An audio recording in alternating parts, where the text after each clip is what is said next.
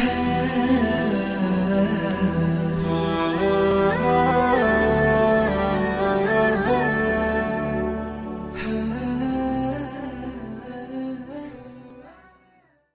আলাইকুম রহমতুল্লাহি ওয়া বারাকাতুহু। বিসমিল্লাহ ওয়াসসালাতু ওয়াসসালামু আলা রাসূলিল্লাহ ওয়া আলা আলিহি ওয়া আসহাবিহি ওয়া মাওয়ালা মা বা'দ। মহান আল্লাহ সুবহানাহু ওয়া তাআলা শুকর আদায় করছি, যিনি আমাদেরকে সুস্থ রেখেছেন, বাঁচিয়ে রেখেছেন এবং আল্লাহ তাআলা ইসলাম এবং ঈমানের দৌলত দিয়ে আমাদেরকে আল্লাহ সুবহানাহু ওয়া তাআলা সৌভাগ্যমণ্ডিত করেছেন। রাসূলুল্লাহ সাল্লাল্লাহু আলাইহি ওয়াসাল্লামের উপর দরুদ এবং সালাম বর্ষিত হোক। আল্লাহুম্মা সাল্লি ওয়া সাল্লিম আলা নাবিয়িকা মুহাম্মদ। আল্লাহুম্মা সাল্লি আলাইহি, আল্লাহুম্মা বারিক আলাইহি। যারা আমাদের সাথে জয়েন করেছেন বিভিন্ন জায়গা থেকে সবাইকে অনেক অনেক কৃতজ্ঞতা জানাচ্ছি, আন্তরিক অভিনন্দন জানাচ্ছি। আজকের শরিয়া প্রেসক্রিপশনসে আপনারা যারা আমাদের কাছে জীবন ঘনিষ্ঠ কোনো প্রশ্ন করতে চান, তাহারা অবশ্যই কমেন্টের বক্সে আপনাদের কোয়েশ্চেনটা রাখতে পারেন। অ্যাজ ওয়েল সেখানে কমেন্ট বক্সে দেয়া আছে ফোন নাম্বার, সেখানে আপনারা ফোন করতে পারেন ইনশাআল্লাহ। ইতিমধ্যে আমাদের কাছে যে প্রশ্নগুলো এসছে সেই প্রশ্নগুলো নিয়ে আমরা একটু আলোচনা করি। প্রথম যে প্রশ্নটি আমরা পেয়েছি তা হলো, নেতৃত্বের জন্য কি লিঙ্গ গুরুত্বপূর্ণ নাকি যোগ্যতা? যদি নারীর নেতৃত্ব হারাম হয় তাহলে নবী সাল্লাল্লাহু আলাইহি ওয়াসাল্লামের স্ত্রী আয়েশা রাদিয়াল্লাহু তাআলা আনহা কেন জামাল যুদ্ধের সময় নেতৃত্বমূলক ভূমিকা নিয়েছিলেন? সুবহানাল্লাহ। দেখুন, নেতৃত্বের জন্যে যোগ্যতা খুবই গুরুত্বপূর্ণ, কারণ আল্লাহ তাআলা বলেছেন ওয়ালাকাদ কাতাবনা ফিজ জাবুরি মিন বাদি যিকরি আন্নাল আরদা ইয়ারিসুহা ইবাদিয়াস সালিহুন। আমরা জাবুর সহ আসমানি কিতাবগুলোতে এটা বাধ্যতামূলক করে দিয়েছি যে এই জমিনের উত্তরাধিকার হবে কেবলমাত্র যারা সোয়ালেহ বান্দা। সোয়ালের অর্থ হচ্ছে যোগ্যতা, মূলত যাদের যোগ্যতা আছে। একদিকে দিনের যোগ্যতা এবং দুনিয়ার যোগ্যতা দুটো সমন্বয় আছে। কারণ ইউসুফ আলাইহিস সালাতু ওয়াস সালামও যখন তিনি মিশরের দায়িত্ব নেয়ার কথা তিনি বলেছিলেন, তখন তিনি বলেছিলেন যে ইজআলনি আলা খাজাইনিল আরদি ইন্নী হাফিজুন আমিন, যে ইন্নী হাফিজুন আলিম, যে আমাকে এই দায়িত্বটা প্রদান করুন, কারণ আমি একদিকে হাফিজ অর্থাৎ আমি আমানতদার এবং আমি আলিম অর্থাৎ এই কাজটি করার যোগ্যতা আমার আছে। ঠিক তেমনিভাবে মুসা আলাইহিস সালাতু ওয়াস সালামকে যখন দায়িত্ব দেওয়ার প্রশ্ন এসেছিল, তখন মুসা আলাইহিস সালামের ব্যাপারে শোয়েব আলাইহিস সালাম এর কন্যা তাকে বলেছিলেন যে আপনি তাকে ইন্না খায়রা মান ইসতা'জারতাল কাউইয়ুল আমিন, আপনি যখন কাউকে দায়িত্ব প্রদান করবেন তখন তার মধ্যে দুটো যোগ্যতা থাকা লাগে। একটা হচ্ছে যে আল কাউই, তিনি ওই কাজটি করার জন্য যোগ্য হতে হবে, এবং আল আমিন মানে হচ্ছে তিনি বিশ্বস্ত হতে হবে। তো এই দুটো তো গুরুত্বপূর্ণ গুণ। কিন্তু এর পাশাপাশি আমরা যদি হাদিসের দিকে তাকাই তাহলে দেখব যে সেখানে রাসূলুল্লাহ সাল্লাল্লাহু আলাইহি ওয়াসাল্লাম তিনি ইঙ্গিতে একথা স্পষ্ট করে বলেছেন যে নারীরা এই জাতীয় দায়িত্ব তারা গ্রহণ করতে পারবে না। যেমন রাসূলুল্লাহ সাল্লাল্লাহু আলাইহি ওয়াসাল্লাম বলেছেন, লাই ইয়াফলিহা কাউমুন ওয়াল্লাউ আমরাহুম ইমরাআতান, যে অথবা লাই ইউফলিহা কাউমুন ওয়াল্লাউ আমরাহুম ইমরাআতান, কোন নারী যদি কোন সমাজের দায়িত্ব নেয় তাইলে ওই জাতি, যে জাতি তাদের নেতা হিসেবে কোনো নারীকে নির্বাচন করবে, তারা কখনোই তারা সফল হতে পারবে না। এটা কারণ কি? কারণ হচ্ছে যেমন একটা রাষ্ট্র পরিচালনার কথা যদি আমরা বলি, কিছু গুরুত্বপূর্ণ কাজ এটা নারীরা করবেন না, তার চেয়ে অনেক বড় কাজ নারীরা করবেন। কিভাবে একটু বলি। যেমন ধরুন, রাষ্ট্রের প্রধান হওয়ার দায়িত্ব যদি তারা নেন, তাহলে বহু মানুষের সাথে, পুরুষদের সাথে তাদেরকে চুক্তি করতে হবে, তাদেরকে নির্জনে হয়তো বা গিয়ে তাদের সাথে কথা বলতে হবে। তো এই চুক্তি করার জন্যে নারীরা আসলে তারা সবসময় তারা ফিট না। কারণ এমন একটা অবস্থা আছে, নারীরা কিন্তু তারা মাসে কমপক্ষে ৭ দিন, ৮ দিন, ১০ দিন এরকম একটা অবস্থায় তারা কিন্তু মেনস্ট্রুয়েশনে থাকেন, অর্থাৎ তাদের মান্থলি সাইকেল যেটা হয়, মান্থলি সাইকেল অবস্থায় কিন্তু তারা শারীরিকভাবে বিপর্যস্ত থাকেন, মানসিকভাবে তারা বিপর্যস্ত থাকেন। ফলে এই সময়টি তাদের এই কাজটি করার মতন। আবার তিনি যদি মা হন, যেমন তার গর্ভে সন্তান আছে, তাহলে এই সময় তিনি প্রায় ৮-১০ মাস এবং তারপরে আবার বাচ্চাকে দুধ পান করানোর জন্য আরও ১-২ বছর এই সময় তিনি ফুললি এঙ্গেজ থাকবেন। এবং গোটা পৃথিবীতে কিন্তু ম্যাটারনিটি লিভ নামে একটা লিভ আছে, যে তারা মূল কাজও করতে পারে না। কোথাও যদি চাকরি বাকরি বা ব্যবসা বাণিজ্য করেন তাহলে তারা সেটা করতে পারে না। এই অবস্থায় তার নিজের একটা লিভ থাকতে হয়, তাকে অনেকে সার্ভিস প্রদান করা লাগে। তো তিনি যদি এমত অবস্থায় এমন কোনো রাষ্ট্রীয় কোনো বড় কোনো দায়িত্ব নেন, তাহলে তিনি এই কাজগুলো সঠিকভাবে আঞ্জাম দিতে পারবেন না। আর রাসূলুল্লাহ সাল্লাল্লাহু আলাইহি ওয়াসাল্লাম একটা প্রেক্ষাপটে কিন্তু একথা বলেছেন, যেমন তৎকালীন পারস্যের সম্রাট এর মৃত্যুর পর তার মেয়ে যখন ওইখানকার রাজত্ব গ্রহণ করে, তখন রাসূলুল্লাহ বলেছেন কোনো রাজত্ব রাষ্ট্রের বা কোনো রাষ্ট্রের প্রধান যদি নারী হন তাহলে তারা কোনোদিনই সফল হবে না, এবং সত্যি করতেই ওই রাষ্ট্র কিন্তু চূর্ণ বিচূর্ণ হয়ে গিয়েছে এই নারী নেতৃত্বের কারণে। তো নারীরা তার চেয়ে বড় নেতৃত্ব তারা গ্রহণ করবে। সেই নেতৃত্বটা কি? সেটা হচ্ছে তারা তাদের ঘরে তাদের সন্তানদেরকে লালন পালন করা। আপনি যদি নারীদেরকে আল্লাহ তাআলা কি পটেনশিয়াল দিয়ে তৈরি করেছেন দেখেন, আপনি যদি তাকে একটু ধরুন মানে সামান্য কোনো কিছু, যেমন আপনি যদি শাকসবজি, মাছ, ডাল ইত্যাদি তাকে নিয়ে দেন তাহলে তিনি আপনার জন্য সুস্বাদু রান্না করে দেবেন। আপনি পুরুষরা তাকে যদি একটু শুক্রাণু দেয়, মানে একটু স্পার্ম দেয়, তাহলে তিনি একটা জলজন্ত মানুষ তার পেটে ধারণ করে তারপরে আপনাকে উপহার দেবেন। এই মানুষটা, ছোট্ট একটা শিশু যখন জন্ম নেয় তখন এই শিশুকে একজন প্রকৃত পুরুষ বা নারী হিসেবে তৈরি করার জন্য কিন্তু একজন মা বা একজন নারী তিনি কিন্তু সবচেয়ে বড় ভূমিকা পালন করেন। তাকে যদি আপনি একটু সোহাগ দেন, ভালোবাসা দেন, তাহলে তিনি আপনার ঘরটাকে জান্নাত বানিয়ে দেবেন। মানে একজন পুরুষ তিনি বাইরে কাজ করবেন, এটা আমরা যেমনটা বলি কলুর বলদের মতো, তিনি বাইরে কাজ করবেন এবং আল্লাহ তাআলা তাকে ফিজিক্যাল সে স্ট্রেংথ এন্ড স্ট্যামিনা দিয়ে তৈরি করেছেন। আর একজন মা বা একজন নারী তিনি ঘরের মধ্যে মূলত তিনি এখানে পরবর্তী মানব সভ্যতা, মানব প্রজন্ম বা মানুষকে মানুষ হিসেবে তৈরি করার জন্য নারীরা তারা ঘরে কাজ করবেন। যদি মায়েরা ঘরে কাজ না করেন তাহলে পৃথিবীর কোনো মানুষ মানুষ হবে না, এগুলো তখন অন্য প্রাণীর মতো হয়ে যাবে, যেমন এখন হচ্ছে আমরা দেখি। মায়েরা যখন ঘর ছেড়েছে তখন আর তাদের সন্তানরা মানুষ হচ্ছে না, তখন তারা অন্যদিকে চলে যাচ্ছে। অর্থাৎ মায়েদের কাজের পরিধি আল্লাহ তাআলা ঘরের মধ্যে রেখেছেন। তারা এই জাতীয় দায়িত্ব পালন করতে গেলে তখন এইটাও যায় ওইটাও যায়। কারণ ওই যে বলেছি ২৪ ঘন্টা বা সবসময় তিনি সার্ভিস দিতে পারবেন না।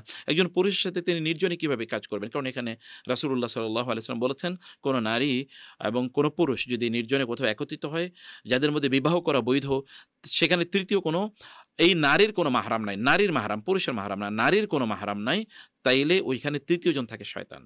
সুবহানাল্লাহ। এবং আমরা তাই দেখতে পাই যে কি বিপর্যস্ত পরিস্থিতি গোটা পৃথিবী জুড়ে এ কেবল নারী পুরুষেরই অবাধ মেলামেশার কারণে। তো এগুলো কখনো, কখনো যিনি রাষ্ট্রপ্রধান তিনি যুদ্ধে যেতে হবে। রাসূল সাল্লাল্লাহু আলাইহি ওয়াসাল্লাম যুদ্ধে গিয়েছেন না? সাহাবায়ে কেরামরা যারা খলিফাতুল মুসলিমিন তারা কি যুদ্ধে যান নাই? অথবা পরবর্তী যুগ গুলোতে যখন মুসলিম মানে আব্বাসী বা উমাইয়াদ শাসন আমলে কি যারা খলিফা বা আমিরুল মুমিনিন ছিলেন তারা কি যুদ্ধে নেতৃত্ব প্রদান করেন নাই? যুদ্ধে নেতৃত্ব প্রদান করতে হবে। তো একজন বোনের পক্ষে কি এটা করা সম্ভব? সবসময় না। এখন প্রশ্ন হচ্ছে যে আয়েশা রাদিয়াল্লাহু তাআলা আনহা তিনি জঙ্গে জামালে বা যেটাকে আমরা বলি জামালের যুদ্ধ। জামালের যুদ্ধ মানে হচ্ছে উষ্টের উপর চড়ে আয়েশা রাদিয়াল্লাহু তাআলা যুদ্ধ করেছেন। এটা কি তাহলে প্রমাণ করে না? আমরা যদি এতটুকুতে সীমাবদ্ধ থাকি তাহলে ভুল করব। কারণ আয়েশা রাদিয়াল্লাহু তাআলা আনহা এটা একটা বিশাল একটা প্রেক্ষাপটে তিনি কেবল লোকজনকে একত্রিত করার জন্য, কারণ তিনি উম্মুল মুমিনিন, তিনি ওসমান রাদিয়াল্লাহু তাআলা হত্যার বিচার যখন হচ্ছিল না তখন তিনি দুজন জান্নাতের সুসংবাদপ্রাপ্ত সাহাবী তলহা এবং জুবাইর রাদিয়াল্লাহু তাআলা আনহুকে নিয়ে তিনি যে কুচক্রী মহলরা ওসমান রাদিয়াল্লাহু তাআলা আনহুকে হত্যা করেছিল অর্থাৎ কুফার ওইদিকে, তিনি ওইদিকে চলে গিয়েছেন এবং ওইখানে গিয়ে তিনি জনগণকে একত্রিত করতে চেয়েছিলেন যে তাদেরকে শাস্তি প্রদান করবেন। কারণ আলী রাদিয়াল্লাহু তাআলা আনহু এর মধ্যে খেলাফতের দায়িত্ব নেওয়ার পর আলী রাদিয়াল্লাহু তাআলা আনহু এত বেশি কাজে এঙ্গেজ ছিলেন যে তিনি ওই বিচারটা করতে পারছিলেন না। তখন আয়েশা রাদিয়াল্লাহু তাআলা চিন্তা করলেন আলী রাদিয়াল্লাহু তাআলা আনহুকে সমাজ সংস্কার বা অন্যান্য কাজগুলো সমাধান করার জন্য দেই, আমরা ওদেরকে শাস্তি প্রদান করি। এটা আয়েশা রাদিয়াল্লাহু তাআলার একটা ভুল পলিসি ছিল এবং তিনি তার জীবনে শেষের দিকে এসে তিনি বারবার আফসোস করেছেন, হায় আমি যদি ওই যুদ্ধে অংশগ্রহণ না করতাম। তিনি বারবার আল্লাহর কাছে ক্ষমা চেয়েছেন। তো ফলে এটা আয়েশা রাদিয়াল্লাহু তাআলা আনহার একটা ইজতিহাদি ভুল ছিল, তিনি এটা করতে চান নাই, কিন্তু তিনি এটি করে ফেলেছেন প্রেক্ষাপটে সামনে রেখে। পরে তিনি বলেছেন যে আমি এই কাজটি ভুল করেছি, ঐতিহাসিকভাবে প্রমাণিত তার এই রিগ্রেট। অতএব সেইটাকে কোনো অবস্থায় আমরা দলিল হিসেবে উপস্থাপন করতে পারি না। আর এছাড়া আপনি দেখান তো আর কোনো যুদ্ধে কি মুসলিম মানে নারীরা তারা কি এরকম ভূমিকা পালন করেছে? তারা এটা করার কথা না। মানে যুদ্ধের প্রেক্ষাপটে যদি আমরা বলি, আরেকটা প্রেক্ষাপট এখানে আছে, তবে যদি যুদ্ধ যদি হয় তাহলে সেখানে নির্বিশেষে প্রত্যেকের জন্য, তখন যুদ্ধে নারীদের জন্য যুদ্ধে অংশগ্রহণ করা ফরজ যদি এমন কোনো সিচুয়েশন দাঁড়ায়। যেমন রাসূলুল্লাহ সাল্লাল্লাহু আলাইহি ওয়াসাল্লাম অনেক যুদ্ধেই নারীদেরকে তিনি সাথে নিয়েছেন, অনেকগুলো কারণে নারীরা যুদ্ধ করবেন এরকম না, কিন্তু নারীরা সেখানে কি করবেন, যারা যোদ্ধা আহত তাদের সেবা শুশ্রূষা করবেন, যে কাজটি তাদের জন্য পারফেক্ট। আবার নুসাইবা রাদিয়াল্লাহু তাআলা আনহার দিকে যদি আমরা তাকাই তাহলে দেখব যে উহুদের যুদ্ধে যখন রাসূল সাল্লাল্লাহু আলাইহি ওয়াসাল্লাম আহত হয়েছেন এবং তিনি গর্তের মধ্যে পড়ে গিয়েছিলেন, কাফেরদের মধ্যে এরকম একটি রিউমার ছড়িয়ে পড়েছে, মুসলমানদের মাঝেও ছড়িয়ে পড়েছে, রাসূল সাল্লাল্লাহু আলাইহি ওয়াসাল্লাম নিহত হয়েছেন। তখন মানে নুসাইবা রাদিয়াল্লাহু তাআলা আনহা, নুসাইবা বিনতে কাব রাদিয়াল্লাহু তাআলা আনহা, তিনি দেখেছেন যে একটা জায়গায় একটা জটলা, তিনি বুঝতে পেরেছেন ওখানে রাসূল সাল্লাল্লাহু আলাইহি ওয়াসাল্লামকে ঘিরে সাহাবায়ে কেরামরা আছেন। তিনি সেখানে গেলেন, তার হাতে বালতি ছিল মানে পানি দেওয়ার জন্যে অথবা সাহাবীদেরকে আহতদেরকে সার্ভ করার জন্য, তিনি এগুলো ফেলে দিয়ে তারপরে ওইখানে গিয়েছেন। ওইখানে গিয়ে তিনি ওইখান থেকে তীর খুঁজে তারপরে ওদেরকে পাল্টা ওই তীর, ওরা যে তীর মারছিল ওই তীর খুঁজে তাদেরকে আবার পাল্টা তিনি আক্রমণ করছিলেন। এর মাধ্যমে তাদেরকে যুদ্ধের ময়দান থেকে ওদেরকে পালিয়ে যেতে তিনি বাধ্য করেছেন। এই সিচুয়েশনগুলো এটা ছিল demand of the situation. Obligation of the situation, এটা যদি দাঁড়ায় তখন তো তারা যুদ্ধ করবেন। আদারওয়াইজ তাদেরকে তো যুদ্ধের ওই স্ট্রেংথ দিয়ে আল্লাহ তাআলা তৈরি করেন নাই, মানে ওই রকম পরিস্থিতি দিয়ে আল্লাহ তাআলা তৈরি একেবারেই করেন নাই। সে কারণে এটি তাদের জন্য প্রযোজ্য নয় ইনশাআল্লাহ। আচ্ছা, কলার আছেন লাইনে। আসসালামু আলাইকুম রহমতুল্লাহ। ওয়ালাইকুম আসসালাম রহমতুল্লাহ। শেখ, আমি ঢাকা থেকে বেলাল বলছিলাম। জি বেলাল ভাই বলেন প্লিজ। শেখ, আমার প্রশ্ন হলো যে একজন লোক আমেরিকায় থাকে, এখন সে যে রেস্টুরেন্টে চাকরি করবে বা সেখানে গড়পড়তার নামে জবে করা বা গোস্ত বা সার্ভ করতে হচ্ছে, সেক্ষেত্রে তার ইনকাম হালাল হবে কিনা? না, তিনি সেখানে চাকরি করবেন না। কারণ যেই রেস্টুরেন্টগুলোতে মদ বা পর্ক মানে শূকরের মাংস সার্ভ করা হয়, মদ সার্ভ করা হয়, অথবা সেখানে ধরুন হারাম আরো যেমন জেনা, ব্যভিচার ইত্যাদি সেখানে প্রমোট করা হয়, অথবা এমন হয় যে সেখানে মানে হচ্ছে ধরুন সেখানে নাচ, গান, বাদ্য ইত্যাদি হচ্ছে, তাহলে সেখানে তিনি চাকরি করবেন না। কারণ দুটো, একটা হচ্ছে তাআওয়ানু আলাল বিররি ওয়াত তাকওয়া ওয়ালা তাআওয়ানু আলাল ইসমি ওয়াল উদওয়ান, তোমরা ভালো কাজে সাহায্য সহযোগিতা করো, খারাপ কাজে সাহায্য সহযোগিতা করো না। অতএব তিনি প্রত্যক্ষভাবে বা পরোক্ষভাবে তিনি এই কাজগুলো করছেন। আর মদের সাথে সম্পৃক্ত ১০ ধরনের লোকদের উপর আল্লাহ লানত। তার মধ্যে যিনি মদ সার্ভ করেন, যার জন্য মদ সার্ভ করা হয়, যিনি মদ বহন করে নিয়ে যান, যার জন্য মদ বহন করা হয় বা মাদকদ্রব্য, অথবা যিনি মদ খান এবং যিনি তাকে এটা প্রেজেন্ট করেন, যিনি উৎপাদন করেন, যার জন্য উৎপাদন করা হয়, যিনি বিক্রি করেন এবং যিনি অর্থ থেকে বেনিফিট গ্রহণ করছেন, এরকম ১০ ক্যাটাগরি লোকের। অতএব তিনি তো এই কাজগুলো করছেন। ২ নম্বর এখানে প্রবলেমটা হলো যে তার হালাল জীবিকা উপার্জন করা তার জন্য ফরজ ছিল। তিনি হালাল জীবিকা উপার্জনের জন্য চেষ্টা না করে হারামটাকে তিনি বেছে নিয়েছেন। অতএব হালাল তো তার জন্য অ্যাভেইলেবল। আল্লাহ তাআলা কি হালাল অ্যাভেইলেবল রাখেন নাই? তাহলে তার মূল প্রবলেমটা কোথায়? আল্লাহর উপর তার আস্থার অভাব বা তাওয়াক্কুলের অভাব বা তার ধৈর্যের অভাব অথবা তার প্রচেষ্টার অভাব, এগুলো সবগুলো নেগেটিভ। অতএব আপনাকে পজিটিভ অ্যাপ্রোচ করতে হবে। আল্লাহর কাছে চান, আপনি বলুন যে, "আল্লাহ তুমি আমার জন্য হালাল রিজিকের ব্যবস্থা করে দাও।" তাইলে আপনার দোয়া হবে সর্বোত্তম ইবাদত এবং আল্লাহ তাআলা এর কারণে আপনাকে আ এভাবে প্রদান করবেন। রাসূল সাল্লাল্লাহু আলাইহি ওয়াসাল্লাম কি কথা বলেন নাই? "লাউ কুনতুম তাওয়াক্কালতুম আলাল্লাহি হাক্কা তাওয়াক্কুলিহি লারাযাকাকুম কামা ইয়ারযুকুত তুয়ুর।" তোমরা যদি আল্লাহর উপর সত্যিকার অর্থে তাওয়াক্কুল করতে পারতে, তাহলে তিনি যেমনিভাবে পাখিদেরকে খাওয়ান, তোমাদেরকে এমনিভাবে খাওয়াতেন তিনি। আল্লাহ সুবহানাহু ওয়া তাআলা কি প্রাণীগুলোকে খাওয়ান না? এমন অনেক প্রাণী আছে যেগুলো এত ছোট কীটপতঙ্গ যে মানে আপনি যদি খুবই শক্তিশালী মাইক্রোস্কোপ আ আ না নেন তাহলে আপনি তাকে দেখতে পাবেন না। কিন্তু এগুলোকে খাবার কে দেয়? আচ্ছা, সমুদ্রের তিমি মাছ অথবা হাঙ্গর, তিমি, এগুলোকে খাবার কে দেয়? আমরা কি কোনোদিন দিয়েছি? যদি জঙ্গলের পশুগুলোর কথা বলি, কে পশুগুলোকে খাবার দেয়? যেই মহান আল্লাহ সুবহানাহু ওয়া তাআলা হাঙ্গর, তিমি অথবা পশু, পাখি, প্রাণীগুলোকে খাবার দিতে পারেন, ছোট, ছোট কীটপতঙ্গকে খাবার দিতে পারেন, তিনি কি আমাদেরকে খাবার দিতে পারেন না? নিশ্চয়ই পারেন। বরং আরো ফ্রেশ খাবার তিনি আমাদেরকে দিতে পারেন। তাহলে মূল প্রবলেমটা কোথায়? মূল প্রবলেম হলো তাওয়াক্কুলের। তাওয়াক্কুল করতে হবে এবং আল্লাহ নির্দেশিত পথে চলতে হবে। তাইলে আল্লাহ সুবহানাহু ওয়া তাআলা অ্যাবান্ডেন্টলি আমাদেরকে প্রদান করবেন ইনশাআল্লাহ। জি, আরেকজন কলার আছেন। আসসালামু আলাইকুম রহমতুল্লাহ। জি, আসসালামু আলাইকুম। ওয়ালাইকুম আসসালাম ওয়া রাহমাতুল্লাহি ওয়া বারাকাতুহু। জি, শুনছি। ইয়া, জি, আমি আলামিন বলতেছিলাম ঢাকা আলামিন। থেকে। আচ্ছা, আচ্ছা। বলেন জি, ভালো আছেন? জি, আমি একটা চাকরি করি, যে চাকরিতে দাড়ি রাখা যাচ্ছে না। এখন কি করণীয় আমার? সুবহানাল্লাহ, এমন একজন ভাই তিনি বলেছেন তিনি চাকরি করেন যে চাকরিতে দাড়ি রাখা তার জন্য নিষিদ্ধ। যে চাকরিতে দাড়ি রাখা নিষিদ্ধ ওই চাকরি করাই জায়েজ নাই। এরকম কোনো চুক্তিতে আবদ্ধ হওয়া জায়েজ নাই। আল্লাহ সুবহানাহু ওয়া তাআলা আমাদেরকে নির্দেশ প্রদান করেছেন কেবল হালাল চুক্তি করার জন্যে। আউফু বিল উকুদি উহিল্লাত লাকুম বাহিমাতুল আনআম। তোমরা চুক্তি করো। কিন্তু চুক্তিটা কি হতে হবে? চুক্তিটা হালাল চুক্তি হতে হবে। চুক্তির মধ্যে যদি কোনো হারাম এলিমেন্ট থাকে, তাইলে ওই চুক্তি জায়েজ নেই। ওই চুক্তিটাই নিষিদ্ধ একটা চুক্তি। মানে বাতিল, আকদে বাতিল বলা হয় বা আকদে ফাসেদ। এটা এমন একটা চুক্তি হবে যে চুক্তিটা বাতিল হয়ে যাবে। অতএব চুক্তি করা জায়েজ নেই।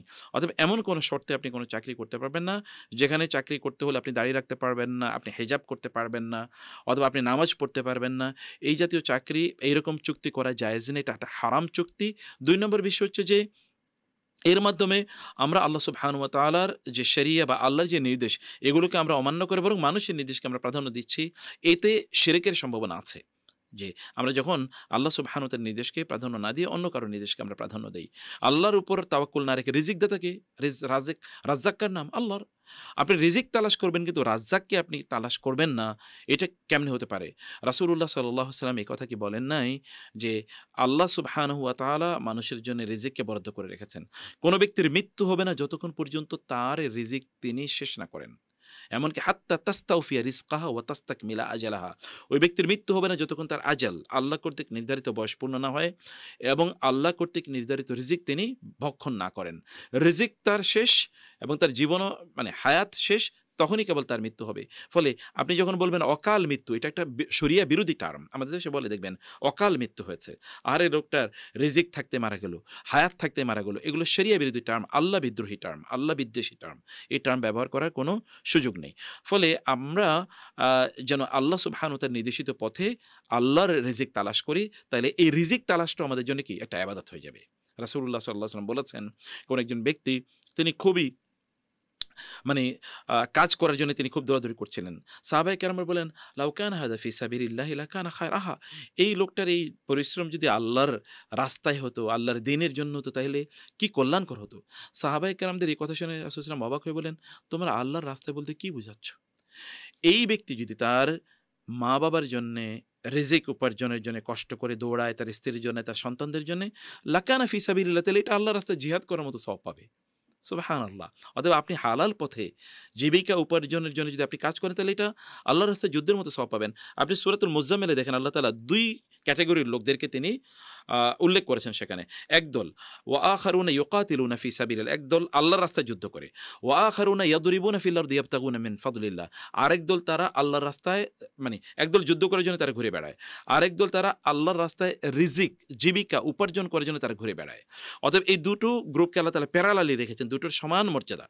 এবং এই কারণে কিয়ামতের দিন রাসূল সাল্লাল্লাহু আলাইহি ওয়াসাল্লাম বলেছেন, যেই সকল ব্যক্তিরা সৎভাবে উপার্জন করে, এই সকল ব্যক্তিরা কিয়ামতের দিন এই হাজ মানে যারা ব্যবসা বাণিজ্য করে, কিয়ামতের দিন আল্লাহ তাআলা তাদেরকে শুহাদা এবং as-সালিহিন, অর্থাৎ যারা শহীদ হয়েছে আল্লাহর রাস্তায়, যারা নেককার দিনদার, যারা সিদ্দিকিন, একেবারে সর্বোচ্চম ক্যাটাগরির মুসলমান, তাদের সাথে আল্লাহ তাআলা তাদেরকে জান্নাতে রাখবেন। এটা কারণটা কি? কারণ হচ্ছে একজন ব্যক্তি যখন ইনকাম করেন তখন তার ইবাদতগুলো পরিচ্ছন্ন হবে। হালাল ইনকাম না হলে তার ইবাদতও কবুল হবে না, তার দোয়া কবুল হবে না। ইন্নাল্লাহা তাইয়্যিবুন লা ইয়াকবালু ইল্লা তাইয়্যিবান। আল্লাহ তাআলা পবিত্র, আল্লাহ তাআলা পবিত্র ছাড়া কোনো জিনিস গ্রহণ করেন না। সে কারণে আমরা হালাল জীবিকার জন্য চেষ্টা করি, দৌড়াই, কষ্ট করি, অকর্মণ্য হয়ে বসে না থাকি। এটা ইনশাআল্লাহ আমাদের জন্য জিহাদের মতো সওয়াব আমরা পেয়ে যাব ইনশাআল্লাহ। বারাকাল্লাহু ফিকুম। আচ্ছা, আচ্ছা, আরেকজন কলার আছেন লাইনে। আসসালামু আলাইকুম রাহমাতুল্লাহ। জি, শুনছি আমরা। আচ্ছা, আমরা এরপরে যে প্রশ্নটি পেয়েছি, প্রশ্নটি হলো, আমার বয়স ২৪, পড়াশোনার পাশাপাশি জব করি এবং পরিবারের হলেও পরিবারের হালও আমি ধরেছি। ফিতনা, গুনাহ এবং জাহান্নাম থেকে বাঁচতে আমার মনে হয় বিয়ের খুবই প্রয়োজন। রোজা রাখলেও শয়তানের প্ররোচনা থেকে বাঁচতে পারছি না। কিন্তু পরিবারকে বললে তারা বলে, তোর যা ইচ্ছা কর। আমি পরিবারের বিরুদ্ধে গিয়ে বিয়ে করতে চাই না। আমার চরিত্র হেফাজত করতে পারছি না। এই অবস্থা আমার করণীয় কি? দেখুন, আপনি তো রোজা রাখছেন, রাসূলুল্লাহ সাল্লাল্লাহু আলাইহি ওয়াসাল্লাম রোজা রাখার কথা বলেছেন, আপনি রোজা রাখুন। আমরা আপনার জন্য ১ নাম্বার নাসিহা করছি যে আপনি আপনার পিতামাতার সাথে বসুন। তাদেরকে বলুন তারা যেন বিয়ের আয়োজন করে। যদি তারা এটা না বোঝে, তাহলে আপনি আপনার আত্মীয়স্বজনকে নিয়েন। যেমন আপনার মামা বা আপনার চাচা বা আপনার ফুফু বা খালা, তাদেরকে বলুন তারা যেন এসে বসে এবং তারা বিষয়টা নিয়ে, বা আপনার দাদা বা নানা, তাদেরকে নিয়ে বসুন, তারা যেন বিষয়টা পিতামাতার সাথে বসে এবং তারা এটা সমাধান করে। যদি এরপরও তারা এটা না করে, তাহলে আপনি নিজে নিজে বিয়ে করতে পারবেন। এতে পরিবারের অমত হওয়ার কোনো বিষয় না, এতে আপনার জন্য জায়েজ। কেবলমাত্র একজন কন্যা বা নারী তার অভিভাবকের অনুমতি ছাড়া বিয়ে করতে পারবেন না। কিন্তু একজন ছেলে, তিনি তার অভিভাবকের অনুমতি ছাড়া বিয়ে করতে পারবেন। তার জন্য এটা বাধ্যবাধকতার কোনো বিষয় না। কারণ মহিলারা বা নারীরা তারা খুবই দুর্বল। এ কারণে কোনো অভিভাবকের উপস্থিতি বা তার অনুমতি বা তার প্রেজেন্স ছাড়া যদি বিয়ে করে, তাহলে যে কোনো সময় সে প্রতারিত হতে পারে। যেমন এখন চারিদিকে প্রতারণার শিকার হচ্ছে নারীরা। তো এখান থেকে বাঁচতে হলে বা বাঁচাতে হলে নারীদের জন্য আল্লাহর দেয়া বিধান অনুসারে তাদেরকে বিয়ের আয়োজন করতে হবে। কিন্তু পুরুষরা তারা পারিবারিক আবহ নিয়ে বিয়ে করবে। এই কারণে যে বাবা বা মা আপনার পেছনে তারা তাদের এতটুকু সময় ব্যয় করেছেন, অর্থ ব্যয় করেছেন, আপনাকে জন্ম দিয়েছেন, আপনাকে বড় করে তুলেছেন, সেই পিতামাতা আপনার জীবনের সবচেয়ে গুরুত্বপূর্ণ মুহূর্তে তারা সিদ্ধান্তের ক্ষেত্রে পার্টিসিপেশন থাকবে না, এটা কেমন হতে পারে? আর পিতামাতার দোয়া না থাকলে সেখানে বারাকাও থাকে না। সেখানে বারাকা থাকে না। আমি অনেক বিয়ে এরকম দেখেছি, পিতামাতার দোয়া নাই এবং সেটা বারাকা পূর্ণ হয় না, অথচ সেখানে বারাকা থাকার মতো অবস্থা ছিল, মানে রিকুইজিটগুলো সেখানে ফুলফিল ছিল। আবার অনেক বিয়ে দেখেছি, বিয়েগুলো অত ভালো হয়নি, কিন্তু পিতামাতার সম্মতিতে হওয়ার কারণে সেখানে বারাকা হয়েছে। আপনি যদি বাংলাদেশের প্রেক্ষাপটে দেখেন, যে বিয়েগুলো পারিবারিক সম্মতিতে হয়েছে, এগুলো সবগুলো কিন্তু সুন্দরভাবে চলছে। আর যেগুলো পারিবারিক সম্মতিতে হয় নাই, কোর্টে গিয়ে হয়েছে, বন্ধুবান্ধবকে নিয়ে হয়েছে, অথবা পিতামাতা অসন্তুষ্ট ছেলে বা মেয়ের পক্ষে, এগুলো প্রায় অধিকাংশই টিকে না। কারণ যেখানে পিতামাতার অসন্তুষ্টি আছে সেখানে তো হতে পারে না। তাহলে আমরা আপনাকে বলছি বেশি, বেশি রোজা রাখুন। আপনার পরিবারকে নিয়ে আপনি বসুন, তাদেরকে আপনি নাসিহা করুন। যদি সর্বশেষও তারা আপনার রোজা রাখার পরেও যদি আপনি নিজকে রক্ষা না করতে পারেন, পরিবারের যদি কোনোভাবে সম্মত করতে পারেন না বরং আপনি অনেক চেষ্টা করেছেন, তারপরে you can go on your own way ইনশাআল্লাহ। আল্লাহ তাআলা আপনাকে সেই অনুমতি দিয়েছেন ইনশাআল্লাহ। জি, কলার আছেন। আসসালামু আলাইকুম রহমতুল্লাহ। আসসালামু আলাইকুম। ওয়ালাইকুম আসসালাম রহমতুল্লাহ বারাকাতুহু। জি, শুনছি বলুন। প্রশ্নটি বলবো? জি, বলুন। শুনছি বলুন। আসসালামু আলাইকুম স্যার। ওয়ালাইকুম আসসালাম স্যার, রহমতুল্লাহ বারাকাতুহু। আমরা তো সবাই মুসলিম, কিন্তু সমাজ থেকে কেউ বলে আনাফ মুসলিম, কেউ বলে আমি শাসক মুসলিম, কেউ বলে আহলাদিস মুসলিম, আবার কেউ বলে আমি মুসলিম। বুঝতে পেরেছি। আল্লাহু ইসলামের আকবার। দৃষ্টিতে আসল কি? দেখুন, আল্লাহ এবং আল্লাহর রাসূল আমাদের জন্যে কেবল কোরআন এবং সুন্নাহকে পালন করা, ফলো করা, অনুসরণ করা বাধ্যতামূলক করে দিয়েছেন। আতিউল্লাহ ওয়া আতিউর রাসূল। তোমরা আল্লাহ এবং আল্লাহর রাসূলের আনুগত্য করো। ওয়া উলিল আমরি মিনকুম, কিন্তু আতিউল্লাহ ওয়া আতিউর রাসূলের মতো না। আল্লাহ বলেছেন আতিউল্লাহ ওয়া আতিউর রাসূল, আল্লাহকে আনুগত্য করো, রাসূলকে আনুগত্য করো। ২ জায়গায় কিন্তু আনুগত্য শব্দ আছে। কিন্তু যখন উলিল আমর বলেছেন তখন আনুগত্য শব্দ বলেন নাই। তার মানে উলুল আমরের আনুগত্য আল্লাহ এবং আল্লাহ রাসূলের উপর নির্ভর করে। এমনকি পিতামাতার কথা চিন্তা করে দেখেন, পিতামাতার আনুগত্য কিন্তু আমাদের জন্য ফরজ। কিন্তু কখন? যখন আল্লাহর আনুগত্যের মধ্যে থাকবে। ওয়া ইন জাহাদাকা আলা আন তুশরিকা বি মা লাইসা লাকা বিহি ইলমুন ফালা তুতিহুমা। পিতামাতা এর প্রতি ইহসান করা ফরজ। আল্লাহর পরে এবং আল্লাহর রাসূলের পরে পিতামাতাকে ইহসান করা ফরজ, সবচেয়ে গুরুত্বপূর্ণ আল্লাহ, আল্লাহর রাসূলের পরে যাদের স্থান। কিন্তু তারপরেও পিতামাতা যদি আপনাকে শরিয়া বিরোধী কোনো কথা বলে, তাইলে আপনি সেটা মানার কোনো বাধ্যবাধকতা নাই। সেখানে আমাদের মৌলিকভাবে দ্বীনি জ্ঞান অর্জন করা কেন ফরজ? এইজন্য যে আমরা যেন দ্বীনের বেসিক মৌলিক জিনিসগুলো আমরা জানি। আর একেবারে সূক্ষ্ম ইস্যু যেগুলো আমরা জানবো না, সেগুলো আমরা ফাসআলু আহলা যিকরি ইন কুনতুম লা তা'লামুন। তোমরা যদি না জানো তাহলে তারা জানে। যারা যিকির, আহলা যিকির মানে কি? যারা সবসময় আল্লাহকে স্মরণ করে, যারা আল্লাহর কোরআন অনুসারে চলে, আল্লাহর কোরআনের গভীর জ্ঞান যাদের আছে, তাদেরকে তোমরা জিজ্ঞেস করো বলে রাসূলুল্লাহ সাল্লাল্লাহু আলাইহি ওয়াসাল্লাম আল্লাহ সুবহানাহু ওয়া তাআলা বলেছেন, রাসূলুল্লাহ সাল্লাল্লাহু আলাইহি ওয়াসাল্লামকে জানিয়েছেন এটা। তো আমরা এই কারণে আমরা কোনো ব্যক্তিকে ফলো করার কোনো বাধ্যবাধকতা নাই। আল্লাহ, আল্লাহ রাসূলকে ফলো করতে আমাদেরকে বাধ্যবাধকতা দেয়া হয়েছে। কিন্তু আমরা আসলে আল্লাহ, আল্লাহ রাসূলের কথা যদি সরাসরি না বুঝতে পারি, যদি এতটুকু জ্ঞান আমাদের অর্জন না হয়, তখন তো আমাদের দেখতে হবে যে কারা সত্যিকার অর্থে আল্লাহওয়ালা, দিনদার, যিনি বলেন যা তিনি তা করেন। তার আমল, আখলাক, ইলম এগুলো সবকিছু ঠিক আছে। তাইলে আমরা তার কাছে জিজ্ঞেস করতে পারি যে লোকটা আমানতদার কিনা। তিনি কোনো একটা দিকে মানে তিনি ওই মাযহাব অনুসরণ করেন বলে অন্ধের মতো করে তিনি কেবল সেগুলো বলে যাচ্ছেন। সেখানে যদি কোনো ভুল ত্রুটি অথবা দুর্বল কোনো বক্তব্য থাকে তাইলে তিনি তাকে ডিফেন্ড করে যাচ্ছেন। তাহলে তাকে অনুসরণ না করে বরং যিনি কোরআন এবং সুন্নাহ ছাড়া কোনো কথা বলেন না, এইরকম ব্যক্তিদেরকে অনুসরণ করারই বাধ্যতা মানে আমাদের জন্য বেটার ইনশাআল্লাহ। জি, আসসালামু আলাইকুম রহমতুল্লাহ বারাকাতুহু। আসসালামু আলাইকুম স্যার। ওয়ালাইকুম আসসালাম রহমতুল্লাহ বারাকাতুহু। স্যার, আমি একটা প্রশ্ন করতে চাই। বলেন প্লিজ। আমি স্যার এই মনে করেন ফজরের ৪ ওয়াক্ত নামাজ স্যার ঠিক মতো পড়তে পারি। আমি ফজরের নামাজটা স্যার উঠতে পারি না। আমি আল্লাহর কাছে এত বলি যে আল্লাহ আমাকে একটু উঠাই দেন। আমি উঠতে পারি না স্যার। আমার কি গাফিলতি আছে একটু বলেন স্যার। আমি বোন আপনাকে ১ নাম্বার কথা যেটা বলব তা হলো আপনি রাতে ৯টা থেকে ১০টার মধ্যে ঘুমিয়ে পড়বেন। এরপরে আপনি যাবেনই না। যত ইস্যুই থাকুক না কেন আপনি এর মধ্যে ঘুমিয়ে পড়বেন। অটোমেটিক্যালি আপনি ঘুম থেকে জেগে যাবেন। কারণ এরপরে আপনি ঘুমিয়ে থাকতেই পারবেন না। ২ নম্বর বিষয় হলো যে আপনি দিনের বেলা কেবল দুপুরে হালকা একটু কাইলুলা করবেন, তাও আধা ঘন্টা ৪০ মিনিটের মতো। এর চেয়ে বেশি আপনি ঘুমাবেন না। ৩ নম্বর বিষয় হচ্ছে যে আপনি একটু ব্যায়াম করবেন বোন। এটা হতে পারে যে আপনি এই ব্যায়ামটা আ বিকালে অথবা সন্ধ্যায় একটু রাতে আপনি একটু ব্যায়াম করবেন। মানে খাবার পর আপনি একটু হাঁটবেন। আর চতুর্থ হচ্ছে যে আপনি খাবারটা একটু আগে খেয়ে ফেলবেন। যতদূর সম্ভব। সন্ধ্যার পরপরই যদি সম্ভব আপনার জন্য খাবারটা খেয়ে ফেলা, তাহলে আপনি শারীরিকভাবে সুস্থ থাকবেন এবং আপনি ফজরের নামাজে উঠতে পারবেন ইনশাআল্লাহ। আর পঞ্চম হচ্ছে আপনি দোয়া করতেই থাকুন। সর্বশেষ যেটি বলতে চাই তা হলো যে দিনের বেলা আল্লাহর অবাধ্য হওয়া বন্ধ করতে হবে আমাদেরকে। একজন ব্যক্তি, একজন সালফে সালেহিনের একজন বড় আ মানে আল্লাহওয়ালাকে আবেদকে প্রশ্ন করলেন। কেউ বলেন হাসান বসরি রাহিমাহুল্লাহকে প্রশ্ন করা হলো যে, "আমি তো তাহাজ্জুদে উঠতে চাই, কিন্তু আমি উঠতে পারি না কেন?" তখন তিনি তাকে উত্তর দিয়েছিলেন, "তুমি দিনের বেলা আল্লাহর অবাধ্য হওয়াকে বন্ধ করে দাও, তাহলে আল্লাহ তাআলা তোমাকে রাতের বেলা ঘুম থেকে জাগিয়ে তুলবেন। কারণ আল্লাহ সুবহানাহু ওয়া তাআলার সামনে রাতের বেলা দাঁড়িয়ে থাকা এটা একটা শরফ, এটা একটা মর্যাদা। আল্লাহ তাআলা এই মর্যাদা সবাইকে দেন না। আল্লাহ কেবল তাদেরকে দেন যারা দিনের বেলা আল্লাহর অবাধ্য হয় না। আল্লাহ তাদেরকে রাতের বেলা এই মর্যাদা প্রদান করেন।" কারণ কোরআনে আল্লাহ তাআলা বলেছেন, ওয়া মিনাল লাইলি ফাতাহাজ্জাদ বিহি নাফিলাতাল লাক আসা আন ইয়াবআসাকা রাব্বুকা মাকামা মাহমুদা। তুমি রাতের একটা অংশ তুমি দাঁড়িয়ে সালাত আদায় করো, তাহলে আল্লাহ তাআলা তোমাকে মাকামে মাহমুদের সম্মানিত স্থান, মর্যাদার স্থান আল্লাহ তাআলা তোমাকে প্রদান করবেন। এই নাসিহাগুলো মনে রাখবেন প্রিয় বোন, ইনশাআল্লাহ। আচ্ছা, জি, হ্যালো, আসসালামু আসসালামু আলাইকুম। আলাইকুম আসসালাম ওয়া রাহমাতুল্লাহি ওয়া বারাকাতুহু। ভালো আছেন হুজুর? জি, আলহামদুলিল্লাহ, বলুন প্লিজ। আমার একটি প্রশ্ন ছিল যে আমার নাম হচ্ছে রাহাত বর্তমানে। তো আমার আগের নাম ছিল মোহাম্মদ রাব্বি খন্দকার। তো যখন শুনেছি এই নামটি রাখা মানে জায়েজ নাই, তারপর থেকে আমি নিজে নিজে চেঞ্জ করে ফেলেছি এবং বাড়ির সবাইকে বলেছি যে এই নামে না ডাকতে, জি, মানে রাহাত ডাকতে। তো এখন সব জায়গায় মানে মুখে চেঞ্জ করতে পারলেও আমি কাগজপত্র ঠিক করতে পারতেছি না, সার্টিফিকেট সহ, মানে আমার এনআইডি। তো এই ক্ষেত্রে কি আমি আমার পরীক্ষার মধ্যে খাতার মধ্যে কি আমি ওই নামটা লিখতে পারবো? কারণ ওইখানে কার্ডের মধ্যে যা আছে তাই নাকি লিখতে হবে। জি। এবং পরবর্তীতে মানে প্রয়োজনীয় কাগজপত্র, পাসপোর্ট এসব করতে আমি কি করতে পারি?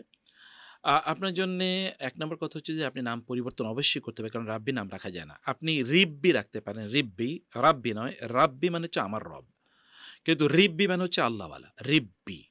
অথবা আপনি ফদলে রাব্বি এটা রাখতে পারেন, ফদলে রাব্বি খুবই সুন্দর, আমার রবের অনুগ্রহ, এটাও আপনি রাখতে পারেন।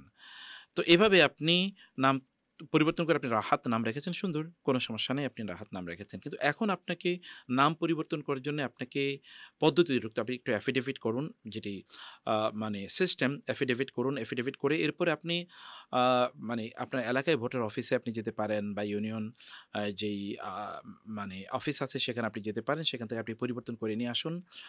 এবং আপনার যদি সরকারি কাগজপত্র, যেমন আপনার বোর্ডের কোনো সার্টিফিকেট থাকতে পারে, তাহলে বোর্ডে অ্যাপ্লিকেশন করলে আপনাকে দিয়ে, আপনাকে একটু দৌড়াতে হবে। প্রিয় ভাই, জান্নাতের জন্য দৌড়াবো না আমরা? ওয়াল্লাযীনা জাহাদু ফীনা লানাহদিয়ান্নাহুম সুবুলানা, আমার সবচেয়ে প্রিয় আয়াতের মধ্যে একটা আয়াত, যেখানে আল্লাহ তাআলা বলেছেন ওয়াল্লাযীনা জাহাদু ফীনা, যারা আমাকে পাওয়ার জন্য চেষ্টা করবে, লানাহদিয়ান্নাহুম সুবুলানা, আমি তাদের জন্য মুক্তির বহু রাস্তা উন্মুক্ত করে দেব। কি অসাধারণ, তাই না? আপনি আল্লাহকে পাওয়ার জন্য একটু চেষ্টা করবেন, জিহাদের মতো করে চেষ্টা করবেন, আল্লাহ তাআলা বহু রাস্তা, আপনার একটা না, সুবুলানা, কারণ এটা বহুবচন, আমি তার জন্য বহু রাস্তা উন্মুক্ত করে দেবো, এবং কেবল উন্মুক্ত করে দেবো না, আমি তাকে ওই পথে পরিচালিত করব। আমি দেখাবো তুমি এই পথে যাও, এই পথে যাও, ওই পথে যাও। আল্লাহ তখন ওই পথে আপনাকে টেনে নিয়ে যাবেন।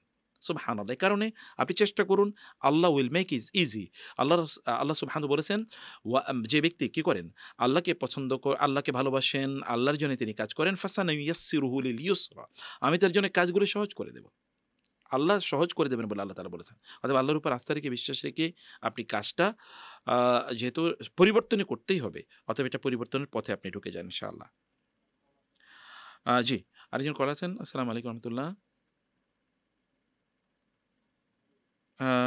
শুনতে পাচ্ছি আমরা, বলবেন? ওকে। আচ্ছা, এরপরে প্রশ্নটি হলো যে বাড়ি ভাড়ার জন্য জামানত রাখা বা অগ্রিম টাকা নেওয়া কি সুদ হিসেবে ধরা হবে? বাড়ি ভাড়ার জন্য জামানত রাখা বা অগ্রিম নেওয়া এটা এক ধরনের জুলুম। কেন জুলুম জানেন? কারণ হচ্ছে আপনি তার টাকাটা নিচ্ছেন, কিন্তু আপনি কিসের কারণে নিচ্ছেন? আপনি কিসের কারণে নিচ্ছেন? আপনি এক্সট্রা ধরুন একটা বাড়ির জন্য আপনি ১ কোটি টাকা, ৫০ লাখ টাকা নিচ্ছেন। আপনি কি কারণে নিচ্ছেন? এটা ওই ব্যক্তিদের উপর জুলুম। আপনি অগ্রিম তার কাছ থেকে কিসের উপর ভিত্তি করে নিচ্ছেন? আপনি যদি কালকে যদি মারা যান, আপনার বাড়িটা যদি কালকে পড়ে যায়, তখন কি হবে? এতটুকু সিকিউরিটি মানে আপনি নিতে পারেন, যতটুকু ধরুন তিনি যদি ১ মাস আগে চলে যান, অথবা ২ মাস আগে চলে যান, বা ২ মাস আগে তিনি আপনাকে বলতে পারেন যে আমি চলে যাব। ২ মাসের জন্য আপনি এতটুকু টাকা নিতে পারেন কেবল, যে আমি ২ মাসের এটা নিয়ে নেব। অথবা আপনি ধরুন কিছু টাকা নিলেন, খুবই কম, ২-৩ মাসের, কিন্তু এটা প্রতি মাসে তার কাছ থেকে আপনি কেটে নিলেন। যে আপনি তার কাছ থেকে ভাড়া হিসেবে আপনি এটা কেটে দিলেন তার কাছ থেকে। তো ফলে এরপরে আপনি এটাকে বিশাল একটা অঙ্ক নিয়ে নিলেন, কিন্তু এগুলো আপনার কাছে থাকলো। এরপরে যখন তিনি এটা ছেড়ে দেবেন, তখন এটা আপনি কেটে নিলেন। ১-১০ বছর আগের ৫০ লাখ টাকা ১০ বছর পরের ৫০ লাখ টাকা সমান না তো? কারণ কি? কারণ এখানে প্রচুর পরিমাণ তখন জিনিসপত্রের দাম বাড়ে। আবার এই ব্যক্তি আপনাকে দেয়ার পরে তিনি এক্সট্রা কোনো বেনিফিট নিচ্ছেন না। অতএব এগুলো কোনোদিনই মুসলমানদের আবিষ্কৃত কোনো পদ্ধতি ছিল না। এই পুরো পদ্ধতিটা হচ্ছে ইহুদি খ্রিস্টানদের আবিষ্কৃত পদ্ধতি। অতএব এই পদ্ধতি থেকে যারা অনুগ্রহ করে, যারা সম্পদের মালিক, যারা এরকম প্রপার্টির মালিক, তারা এগুলো থেকে, এই জুলুম থেকে নিজেদেরকে রক্ষা করুন। আপনি জুলুম করে সম্পদ উপার্জন করে লাভ করবেন কি? কার জন্য করছেন আপনি সম্পদ উপার্জন? এর মধ্যে বারাকা থাকবে না। হারামের মধ্যে কোনো বারাকা নাই, সকল বারাকা হালালের মধ্যে। আল্লাহ হারামের মধ্যে কোনো বারাকা রাখেন নাই, বারাকা রেখেছেন হালালের মধ্যে। আল্লাহ হারামের মধ্যে কোনো শান্তি রাখেন নাই, প্রশান্তি রাখেন নাই। শান্তি প্রশান্তি রেখেছেন কিসের মধ্যে? হালালের মধ্যে। আল্লাহ তাআলা হারামের মধ্যে কোনো ধরনের কল্যাণ রাখেন নাই। সকল কল্যাণ হচ্ছে হালালের মধ্যে। আপনি হারাম নিচ্ছেন, আপনি তখন বিপর্যয়ে পড়বেন, আপনি নিজে বিপদে পড়বেন, আপনার পরিবার পরিজন বিপদে পড়বে, আপনার সন্তানরা বিপদে পড়বে, তারা বিপদগামী হবে। দুনিয়া না হলে আখিরাতে তো হবেই। কিন্তু আপনি যদি হালাল নেন তাহলে আপনি দুনিয়াও বারাকা পাবেন। আপনার কম আছে, কিন্তু আল্লাহ তাআলা আপনার সন্তানদেরকে এত ব্যাপক পরিমাণ দেবেন যে তারা ভাবতেও পারে না। এটা কারণ কি? আপনি লেগাসি রেখে যাচ্ছেন। আমরা ভুল কোন জায়গায় করি জানেন? তাহলে যে আমরা আমাদের সন্তানদের জন্য সম্পদ রেখে যাই, অথচ আমাদের উচিত ছিল আমাদের সন্তানদের জন্য আল্লাহকে রেখে যাওয়া, আল্লাহকে রেখে যাওয়া। তাহলে কি হতো? সম্পদ তাদেরকে বাঁচাতে পারবে না, আল্লাহ সুবহানাহু ওয়া তাআলা তাদেরকে বাঁচাতো, আল্লাহ সুবহানাহু ওয়া তাআলা তাদেরকে রক্ষা করতেন। আমরা যখন ওদের জন্য সম্পদ রেখে যাই, আল্লাহকে রেখে যাই না, তখন সম্পদও যায় আর আল্লাহর সাথে তো তাদের ডিসকানেক্টেড হয়ে যায় তারা। আর যখন আল্লাহকে রেখে যায় তখন তাদের সম্পদও থাকে, সম্পদও তৈরি হয়, আল্লাহ সুবহানাহু ওয়া তাআলাও তাদেরকে রক্ষা করেন এবং আল্লাহ সুবহানাহু ওয়া তাআলা তাদেরকে বারাকা প্রদান করেন। এটা অত্যন্ত গভীর ইসলামের দৃষ্টিভঙ্গি, এটা আপনাদেরকে মনে রাখতে হবে। সেই জন্য নাসিহা করছি আপনাদেরকে। জি বলুন। আসসালামু আলাইকুম রহমতুল্লাহ। জি, আসসালামু আলাইকুম। ওয়ালাইকুম আসসালাম রাহমাতুল্লাহি ওয়া বারাকাতুহু। জি ভালো আছেন? আলহামদুলিল্লাহ, কেমন আছেন আপনি?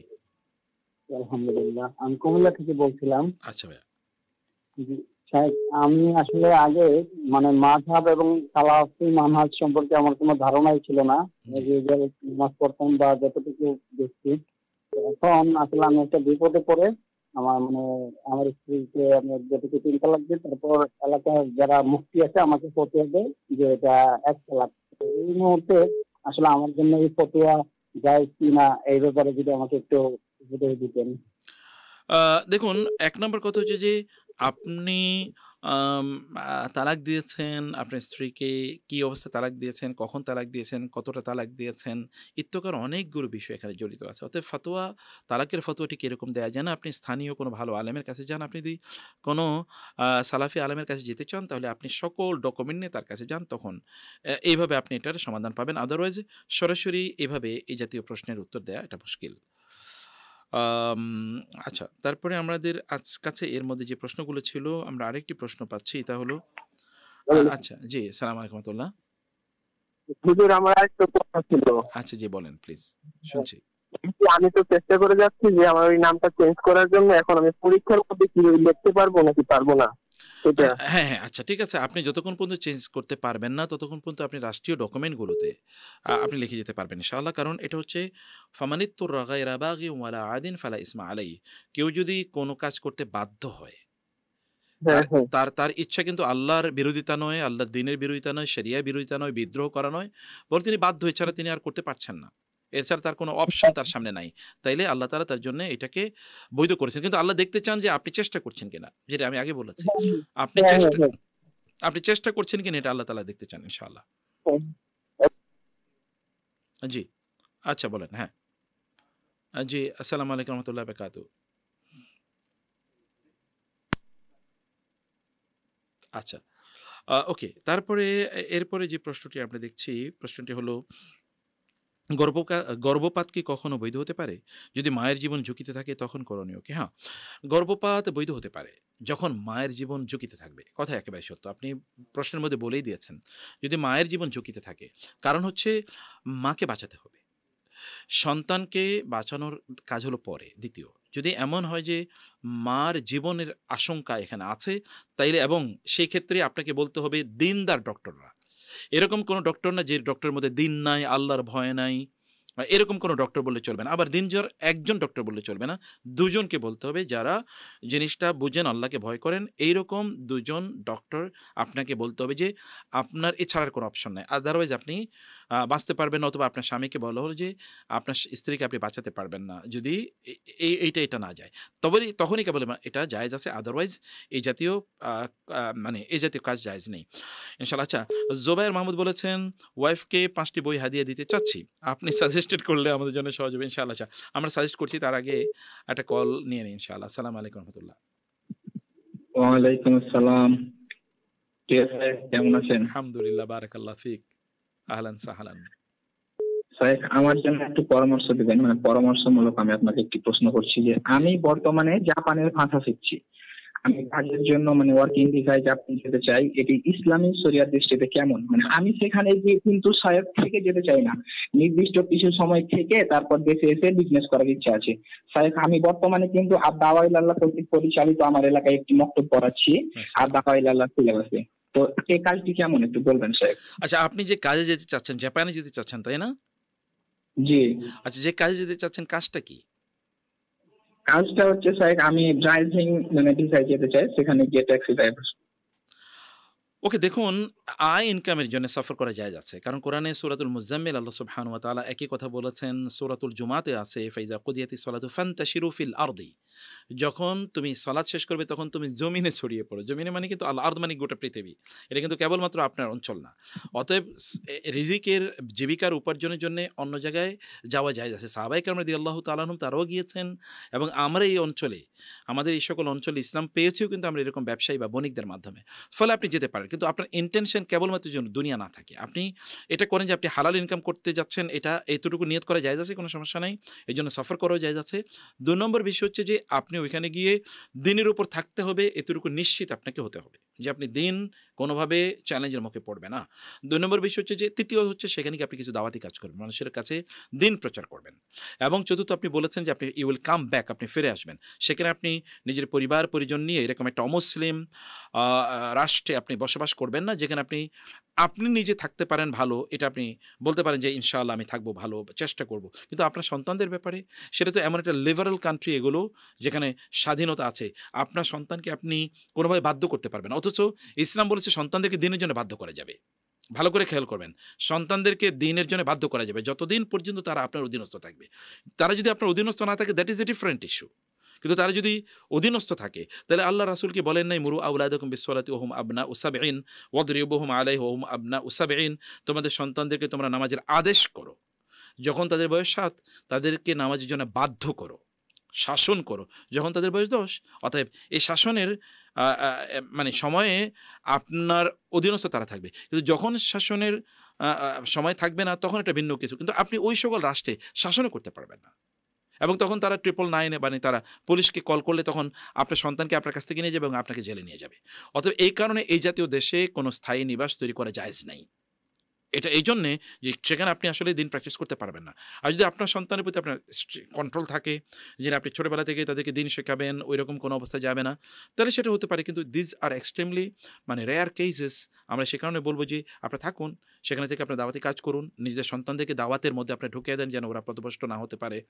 এবং যদি সেটা চ্যালেঞ্জের মুখে পড়ে দেখেন যে না, তা করতে পারেন না, তাহলে after some years you come back to your home country ইনশাআল্লাহ। আচ্ছা, জি বলেন। জি, আসসালামু আলাইকুম। ওয়ালাইকুম আসসালাম ওয়া রাহমাতুল্লাহি ওয়া বারাকাতুহু। শুনছি। স্যার হচ্ছে আমার ছেলের বয়স হচ্ছে 6 বছর, হয়নি এখনো। তো এই বয়সে ও হচ্ছে এত রাগারাগি করে, মেজাজ খুবই খিটখিটে। হ্যাঁ, সবসময় হচ্ছে মা বাবার সাথে মানে আমাদের সাথে সবসময় মানে রাগ নিয়ে ঝাড়ি মারে, এইভাবে কথা বলে। হ্যাঁ, আমি ওকে অনেক ডাক্তারও দেখিয়েছিলাম, মানে মাথা পরীক্ষা দিছিল, অনেক অনেক পরীক্ষা দিছিল, পরীক্ষা নিরীক্ষা করে তারপরও দেখতেছি কিছু হচ্ছে না। স্যার কিভাবে কি করবো যদি একটু বলতেন। আমি 1 নম্বরে বলি যে প্রিয় বোন, আপনার যখন দেখবেন সন্তানদের মধ্যে এমন কিছু বিহেভিয়ার যেটা স্বাভাবিক না, যেমন প্রচণ্ড রাগী, খুবই কান্নাকাটি করে, তাইলে 1 নম্বর নাসিহা আমরা করছি যে তাকে রোকিয়া করতে হবে। রোকিয়া, বাচ্চাদেরকে রোকিয়া করান, এবং রোকিয়াটাকে আপনাদের জন্য বাধ্যতামূলক করে নেন, নিয়মিত করবেন রোকিয়া। যেমন আমি আজকেও আমার বাসায় রোকিয়া চালিয়ে এসেছি, আমি নিজেও আমার নিজেকে রোকিয়া করেছি আজকে। তো আপনি রোকিয়া করবেন, এবং এটা বাধ্যতামূলক। আমাদের পরিবারগুলোতে বা আমাদের বাসাবাড়িগুলোতে জিনের আড্ডাখানা হয়ে গেছে। 1 নম্বর কারণ হলো আমাদের বাসাবাড়িগুলো টয়লেট কিন্তু আমাদের ঘরের মধ্যেই, অথচ টয়লেটেই কিন্তু জিন, সবচেয়ে খারাপ জিনগুলো থাকে। আল্লাহুম্মা ইন্নী আউযু বিকা মিনাল খুবসি ওয়াল খাবায়েস। আমাদের টয়লেটগুলো সবসময় উন্মুক্ত থাকে, বাচ্চারাও সবসময় বা আমরাও সবসময় এটাকে বন্ধ করে রাখি না। আবার এখানে একটু কি থাকে, ময়লা আবর্জনা থাকে। আবার আমাদের কিচেনগুলোতে আমরা কি করি, খাবার খেয়ে তারপরে প্লেটগুলো ওই রকমই মানে যে প্লেটে খাবার লেগে আছে, এটাকে না ধুয়ে আমরা এগুলোকে উন্মুক্ত করে রাখি। আবার কখনো কখনো সেখানে মাছ অথবা মাংসের হাড় অথবা মাছের কাঁটা এগুলো আমরা উন্মুক্ত ফেলে রাখি এবং জিনদেরকে বা শয়তানদেরকে আমরা সেখানে তখন আহ্বান জানাই। এটা ২ নম্বর জিনিস। ৩ নম্বর বিষয় হচ্ছে যে এখানে আমরা আমাদের জামা কাপড়গুলো, পুরনো জামা কাপড় বা ময়লা আবর্জনা বিভিন্ন জায়গায় পড়া থাকে, সবসময় আমরা ধরেন খাটের নিচে বা চারপাশে আমরা ভালো করে ঝাড়ুও দিই না। এগুলো অপরিষ্কার বা অপরিচ্ছন্নতা থাকার কারণে, ময়লা জামা কাপড় বিভিন্ন জায়গায় স্তূপ হয়ে থাকার কারণে জিন এখানে এসে বাসা বাঁধে। এই কারণে জিনের একটা প্রভাব থাকে। এই জিনের প্রভাব মানে হচ্ছে শয়তানের প্রভাব। জিন কিন্তু জাদুও করে, মানে জিনের কিন্তু জাদু আছে। তো সেগুলো জিনের প্রভাব আছে, জিনের জাদু আছে। এগুলো থেকে বাঁচার জন্যে আপনারা বাসায় সবাই রুকিয়াটা বাসায় বাধ্যতামূলক করে নেন। খাবার দাবার মতো রুকিয়া করবেন বাসায়, ১ নম্বর কথা। ২ নম্বর বিষয় হচ্ছে যে সেখানে মানে সূরা বাকারা, এটা পুরো সূরা বাসায় তেলাওয়াত নিজে করবেন, অথবা আপনার সন্তানদেরকে বা স্বামী বা স্ত্রীকে তেলাওয়াত করতে বলবেন, বাবা আমাকে তেলাওয়াত পুরো সূরা যেন তেলাওয়াত করে এবং এগুলো দিয়ে ঝাড়ফুঁক করবেন ইনশাআল্লাহ। আর ৩ নম্বরের বিষয় হচ্ছে যে সেখানে বাসায় কোরআন তেলাওয়াত করবেন, এমনিতেই কোরআন তেলাওয়াত করবেন, তাহলে এগুলো চলে যাবে। আর পরিষ্কার পরিচ্ছন্ন একেবারে ঝকঝকে তকতকে টয়লেটগুলো রাখবেন, টয়লেটগুলো সবসময় বন্ধ করে রাখবেন। ঘরের দরজা জানালা সন্ধ্যার আগে বন্ধ করে রাখবেন, বিসমিল্লাহ বলে বন্ধ করবেন। যেন বিসমিল্লাহ বলে হাদিস শেষে বিসমিল্লাহ বলে যদি কেউ ঘরের দরজা জানালা বন্ধ করে, তার শয়তান আর প্রবেশ করতে পারে না। বিসমিল্লাহর পাওয়ার তো অনেক। তো সেই কারণে এই কাজগুলো আপনার করবেন ইনশাআল্লাহ। আর আপনার সন্তানকে রুকিয়া করান, এটাই সমাধান ইনশাআল্লাহ। জি, আরেকজন কলার আছেন না? আসসালামু আলাইকুম রহমতুল্লাহ। জি জি হচ্ছে ও হচ্ছে ভাত খায়, ও নিজেই ভাত খায়। নিজে ভাত খাওয়ার সময় মানে এত বলি আমি যে বাবা ভাত ফেলানো যাবে না। আমি হচ্ছে রিজিকের যে ইয়েগুলো আছে সেগুলো আমি বলি, মানে আল্লাহ তাআলা কি বলেছেন এগুলো আমি বলি। তারপরও দেখা যায় যে এত বলার পরও সে মানে অনেকগুলো ভাত ফেলে, মানে ভাত খাওয়ার সাইডে অনেকগুলো ভাত পড়ে থাকে। হ্যাঁ, আপনি এরকম বোন এগুলোর জন্য প্র্যাকটিক্যাল সলিউশন, এটার তো শরিয়া সলিউশন ওইরকম না। প্র্যাকটিক্যাল সলিউশন একটু কম করে খাবার দেবেন, অল্প করে, প্রচুর পরিমাণ দেবেন না। অথবা আপনি নিজে খাইয়ে দেন, একটু দেখান। আপনারা নিজেরা একসাথে বসে খাবারের কিন্তু একসাথে বসে খেতে হয়। আমাদের পরিবারগুলো হোটেল বানিয়ে ফেলেছি। আপনারা পরিবারে একসাথে বসে খাবেন। হাদিসে কি কথা নাই? রাসূল ইসলামের কাছে সাহাবায়ে কেরামরা এসে বললেন, ইয়া রাসূলুল্লাহ আমরা খাই কিন্তু পরিতৃপ্ত হচ্ছি না। সাহাবায়ে কেরামদেরকে তিনি বললেন, লাআল্লাকুম তাকুলুনা মুতাফাররিকিন, তোমরা কি আলাদা আলাদা খাও নাকি? হ্যাঁ, বললেন হ্যাঁ আমরা তো আলাদা আলাদা খাই। রাসূল বললেন না না, তোমরা একসাথে বসে খাবা, একসাথে বসে খাবা, তাহলে আল্লাহ তাআলা বারাকা প্রদান করবেন। একসাথে বসে খান, প্রয়োজন একটা বড় গামলা নেন, এই গামলায় খাবারগুলো একসাথে রাখুন এবং এক সাইড থেকে আলাদা আলাদা করে খান। এতে কিন্তু ভালোবাসাও বাড়ে, আন্তরিকতা বাড়ে, পারিবারিক বন্ধন বাড়ে। অথবা ধরুন একসাথে বসে আলাদা আলাদা প্লেটে খাক, তখন তারা দেখুক খেতে হয় সুন্নাহ পদ্ধতিতে। খাবারের সুন্নাহ পদ্ধতি তাদেরকে শেখান, নিজেরাও এটা প্র্যাকটিস করুন জোরে জোরে।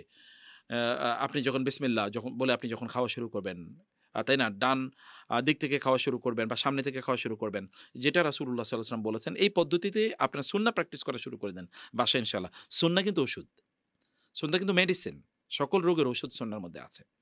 জাযাকুমুল্লাহ খাইর। জি জি বলেন প্লিজ। আসসালামু আলাইকুম রহমতুল্লাহ। আসসালামু আলাইকুম। ওয়ালাইকুম আসসালাম ওয়া বারাকাতুহু। জি শুনছি। আমার একটা প্রশ্ন হলো যে আমি আমার ছেলেকে মাদ্রাসায় লেখাপড়া করাইছি এবং দাওরা পরীক্ষা দিচ্ছে, যারা আলেম পরীক্ষা দিচ্ছে। ছেলে মোবাইলে আসক্ত হয়ে গেছে, ঠিক মতো সালাত আদায় করে না। সেই ক্ষেত্রে আমি যদি মানে পরে মৃত্যুর ভয় দেখায় বা মৃত্যুর পরে জানি এখন আলহামদুলিল্লাহ, তারপর মনে করেন মানুষের সাথে কথা বলে এবং আমার সাথে খুব খারাপ ভাষায় কথাবার্তা বলে, তো এই ক্ষেত্রে আমার কি কোনো গুনাহ হবে? না বোন, এক্ষেত্রে তো আপনার গুনাহ তো হবেই না। আপনার শাসন করার অধিকার এখনো আছে, আপনি শাসন করবেন। আপনি অনেকগুলো কাজ করতে পারেন বোন। ১ নম্বর কাজ হচ্ছে যে আপনি তার কাছ থেকে মোবাইল নিয়ে নেবেন। আপনি মোবাইল নেন, মোবাইল সে কিনলো কোত্থেকে? আপনারা কিনে না দিলে তো সে মোবাইল পাওয়ার কথা না, তাই না? অতএব ভুল তো আমরাই করেছি। ২ নম্বর বিষয় হচ্ছে যে আপনি সেই ইন্টারনেট কেনে কোত্থেকে? টাকা দিয়েই তো কেনে, সেই টাকা পায় কোথায়? নিশ্চয়ই আপনারা দিচ্ছেন। অথবা এটার দেয়া বন্ধ করে দেবেন। অথবা বাসায় যদি ওয়াইফাই থাকে, ওয়াইফাই লাইন আজকে বন্ধ করে দেন, কেটে দেন। আপনি ওয়াইফাই দিয়ে করবেন কি? আপনার সন্তান জাহান্নামের পথে যাচ্ছে, আপনি ওয়াইফাই দিয়ে করবেন কি?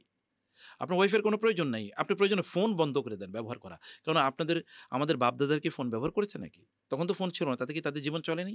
আমরা ছোটবেলায় তো ফোন পাই নাই, তখন কি আমাদের জীবন চলে নাই? প্রয়োজনে এগুলো বন্ধ করে দেন। আপনাকে জান্নাতের পথে যেতে হবে। মনে আছে হাদিসে রাসূল সাল্লাল্লাহু আলাইহি ওয়াসাল্লাম বলেছেন, যখন দাজ্জাল আসবে অথবা কিয়ামতের আলামত চারিদিকে ছড়িয়ে পড়বে, তখন তোমরা পাহাড়ে যাও, সেখানে গিয়ে তোমরা বসবাস করো, পাহাড়কে তোমাদের আবাস বানাও, তোমরা বকরির চাষ করো, মানে চারণ করো, এবং সেগুলো দুধের উপর নির্ভর করে তোমাদের সম্পদ পরিবার চালাও, ওই বনে বা জঙ্গলে যে ফল পাওয়া যাবে সেগুলোর উপর খাও, অথবা তোমরা জমিনে যে ফসল করবে এগুলোর উপর তোমরা নির্ভর করো। এটাকে রাসূল সাল্লাল্লাহু আলাইহি ওয়াসাল্লাম বলেছেন একেবারে নির্জন জীবনযাপন করার জন্য বলেছেন। অথবা এরকম করুন, আপনারা একেবারে নির্জনের মতো করে জীবনযাপন করুন, এগুলো সব বন্ধ করে দেন ইনশাআল্লাহ, তাইলেই এটা সমাধান হবে। আর এগুলো যদি কোনোভাবে তাকে কন্ট্রোল না করা যায়, তাহলে তো তার উপর শাস্তিমূলক ব্যবস্থা নিতে হবে না আপনারা ইনশাআল্লাহ। সেটি আপনাদের জন্য নেওয়া যায় আছে অবশ্যই ইনশাআল্লাহ। জি, আচ্ছা, এরপরে আমরা তারপরের প্রশ্নে আমরা যাই একটু ইনশাআল্লাহ।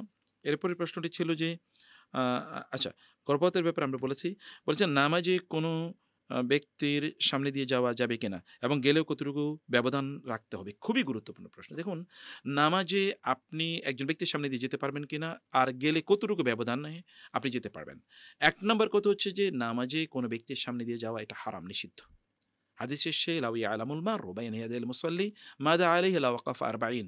যদি একজন মুসল্লির সামনে দিয়ে যাওয়া ব্যক্তি জানতো তার কত বড় অপরাধ হয়, তাইলে সে প্রয়োজনে ৪০ দাঁড়িয়ে থাকতো। ৪০ মানে ৪০ ঘন্টা, ৪০ মিনিট, ৪০ দিন, ৪০ বছর। এটা তো মানে ব্যাপক। আল্লাহ রাসূল সাল্লাল্লাহু আলাইহি ওয়াসাল্লাম এতটা গুরুত্ব দিয়েছেন। এবং আরও ভয়ঙ্কর অবস্থা কি জানেন? রাসূল সাল্লাল্লাহু আলাইহি ওয়াসাল্লাম বলেছেন, তোমাদের সামনে দিয়ে কেউ যদি যায় তাহলে তোমরা তাকে ফালইউদাফিহু, সে তাকে অবশ্যই বাধা দেবে। যদি সে বাধা অতিক্রম করে তারপরে যেতে চায় সামনে দিয়ে, ফালইউকাতিলহু, সে তার সাথে যুদ্ধ করবে। ফাইন্নাহু শায়তানুন, কারণ সে যে সামনে দিয়ে যাচ্ছে ও শয়তান। আল্লাহ রাসূল বলছেন সহিহ হাদিস, ও ব্যক্তি শয়তান। অতএব এই শয়তানের সামনে দিয়ে যেন না যায়। আমি একবার, যেটা হয়েছে বাইতুল্লাতে, আমার নামাজের সামনে দিয়ে একজন যাচ্ছিল, তখন আমি হাত এরকম বাধা দিয়েছি। তারপরে সে সামনে দিয়ে যখন চলে যাচ্ছিল, তখন এক আরব ওইখান থেকে বলেছে, ইয়া শয়তান, হুয়া শয়তানুন, মানে সে শয়তান। কারণ ওই যে হাদিসে আছে, রাসূল ইসলামের কথা সে বলেছে। তাইলে বাধা দিতে হয় পর্যন্ত, এবং বাধা আল্লাহ রাসূল বলেছেন প্রয়োজনে তুমি যুদ্ধ করবা ওর বিরুদ্ধে, কেন সে গেল। এটা ২ নম্বর ইস্যু। এখন ৩ নম্বর বড় প্রশ্ন আমাদের দেখে অনেক সময় আপনি দেখবেন যে মানে একজন নামাজ পড়ছে, আরেকজনের ২-৩ কাতার সামনে, তারপরও তিনি বসে আছেন। এখন ওই লোক বসে থাকার কারণে যিনি নামাজ পড়ছেন তারও নামাজের মধ্যে কি মানে মনোযোগ নষ্ট হয়ে যায়। লোকটা বের হয়ে আমার কারণে বসে আছে, ইনি দ্রুত নামাজ পড়ার চেষ্টা করবেন। এই যে এক ধরনের কনফিউশন আমাদের মধ্যে কাজ করে, কারণ আমরা জানি না যে নামাজের কতটুকু সামনে দিয়ে যাওয়া যায়। এখানে ২টো মাসালা গুরুত্বপূর্ণ। এক হচ্ছে, কোনো মানুষ তিনি যদি একা নামাজ পড়েন তাহলে ফালিয়াদনু ইলা সুতরাতে, হাদিসে সে স্পষ্ট করে ভালো করে খেয়াল রাখতে হবে যে আপনাকে সূত্রার সামনে রেখে নামাজ আদায় করতে হবে। একা যদি আপনি পড়েন তাহলে সূত্রা মানে কি, আপনি কোনো একটা দেয়াল সামনে রাখলেন, পিলার সামনে রাখলেন, অথবা সামনে আপনি কোনো একটা ধরুন ছোট বিভিন্ন জায়গায় কিন্তু পাওয়া যায়, মানে এই যে স্ট্যান্ড পাওয়া যায়, স্ট্যান্ডটা আপনি সামনে রাখলেন। এরকম কোনো একটা কিছু সামনে রেখে তারপরে আপনাকে সালাত আদায় করতে হবে। আদারওয়াইজ আপনি গুনাহগার হবেন, যিনি নামাজ পড়ছেন তিনি গুনাহগার হবেন, কারণ তিনি কিন্তু অন্যায় করেছেন, তিনি শরিয়া ঠিকভাবে তিনি পালন করেন নাই। আর যদি এমন হয় যে ধরুন আপনি সব ঠিক করেছেন, তাহলে সূত্রা যদি থাকে তাহলে সূত্রার পরে দিয়ে একজন ব্যক্তি চলে যেতে পারে, কোনো সমস্যা নেই। সূত্রার পরে দিয়ে তিনি যেতে পারেন। সূত্র রাখবেন কতটুকু? সূত্র যেখানে আপনি সেজদা দেবেন অতটুকু পর্যন্ত আপনার সূত্র রাখার জায়গা, এরপরে আপনি সূত্র রাখবেন না। মানুষের যাওয়া আসার জন্য আপনি রাস্তা করে দেবেন। কোনো মানুষ যদি সূত্র না রাখে, যে তিনি রাখলেন না সূত্রা, তাইলে সামনে দিয়ে কি কেউ যেতে পারবে না? হ্যাঁ, যেতে পারবে। তাহলে কতটুকু সামনে দিয়ে যেতে পারবে? তাহলে যে আপনি নামাজের মধ্যে দাঁড়ানো অবস্থায় আপনি যতটুকু হাত রাখবেন, এই হাতটা আপনি সামনে এগিয়ে দেন, আপনি যতটুকু হাত সামনে নিতে পারবেন অতটুকু আপনার জায়গা, এরপরে দিয়ে কেউ চলে যেতে পারবে। আপনার হাত বাড়িয়ে দিলে যতটুকু, অথবা আপনার সেজদা যেখানে আপনি সেজদা দেন অতটুকু হচ্ছে আপনার নামাজের জায়গা, এর সামনে দিয়ে আপনার জায়গা না এটা। অতএব ওই ব্যক্তি কোনো সামনে দিয়ে চলে যেতে পারে, কোনো সমস্যা নেই, এতে কোনো গুনাহ হবে না ইনশাআল্লাহ। আশা করছি বিষয়টা আমরা ক্লিয়ার করতে পেরেছি। বারাকাল্লাহ ফিকুম। আচ্ছা, তারপরের প্রশ্নটা আমরা একটু নেই। প্রশ্ন হচ্ছে যে, যদি মসজিদে নামাজরত অবস্থায় কেউ আমার মানি ব্যাগ বা মোবাইল চুরি করে নিয়ে পালিয়ে যায়, যেখানে গুরুত্বপূর্ণ নথি এবং ডকুমেন্ট রয়েছে, সেক্ষেত্রে কি আমি নামাজ শেষ করব নাকি সালাম ফিরিয়ে চোরকে ধরার চেষ্টা করব? আপনি দ্রুত নামাজ বন্ধ করে চোরকে ধরবেন। মাসালা হচ্ছে, যদি এমন হয় যে কোনো একজন ব্যক্তি, যেমন কেউ আগুনে পড়ে যাচ্ছে, তাহলে কি হবে? তাহলে আপনি নামাজ বন্ধ করে আপনি ওকে আগুন থেকে বাঁচাবেন। যদি এমন হয় যে আপনার সম্পদ কেউ চুরি করে নিয়ে যাচ্ছে, আপনি নামাজ বন্ধ করে সম্পদ রক্ষা করবেন। কারণ হাদিসে এসেছে, রাসূলুল্লাহ সাল্লাল্লাহু আলাইহি ওয়াসাল্লাম বলেছেন, ওয়ামান কুতিলা দুনা মালিহি ফাহুয়া শাহীদুন।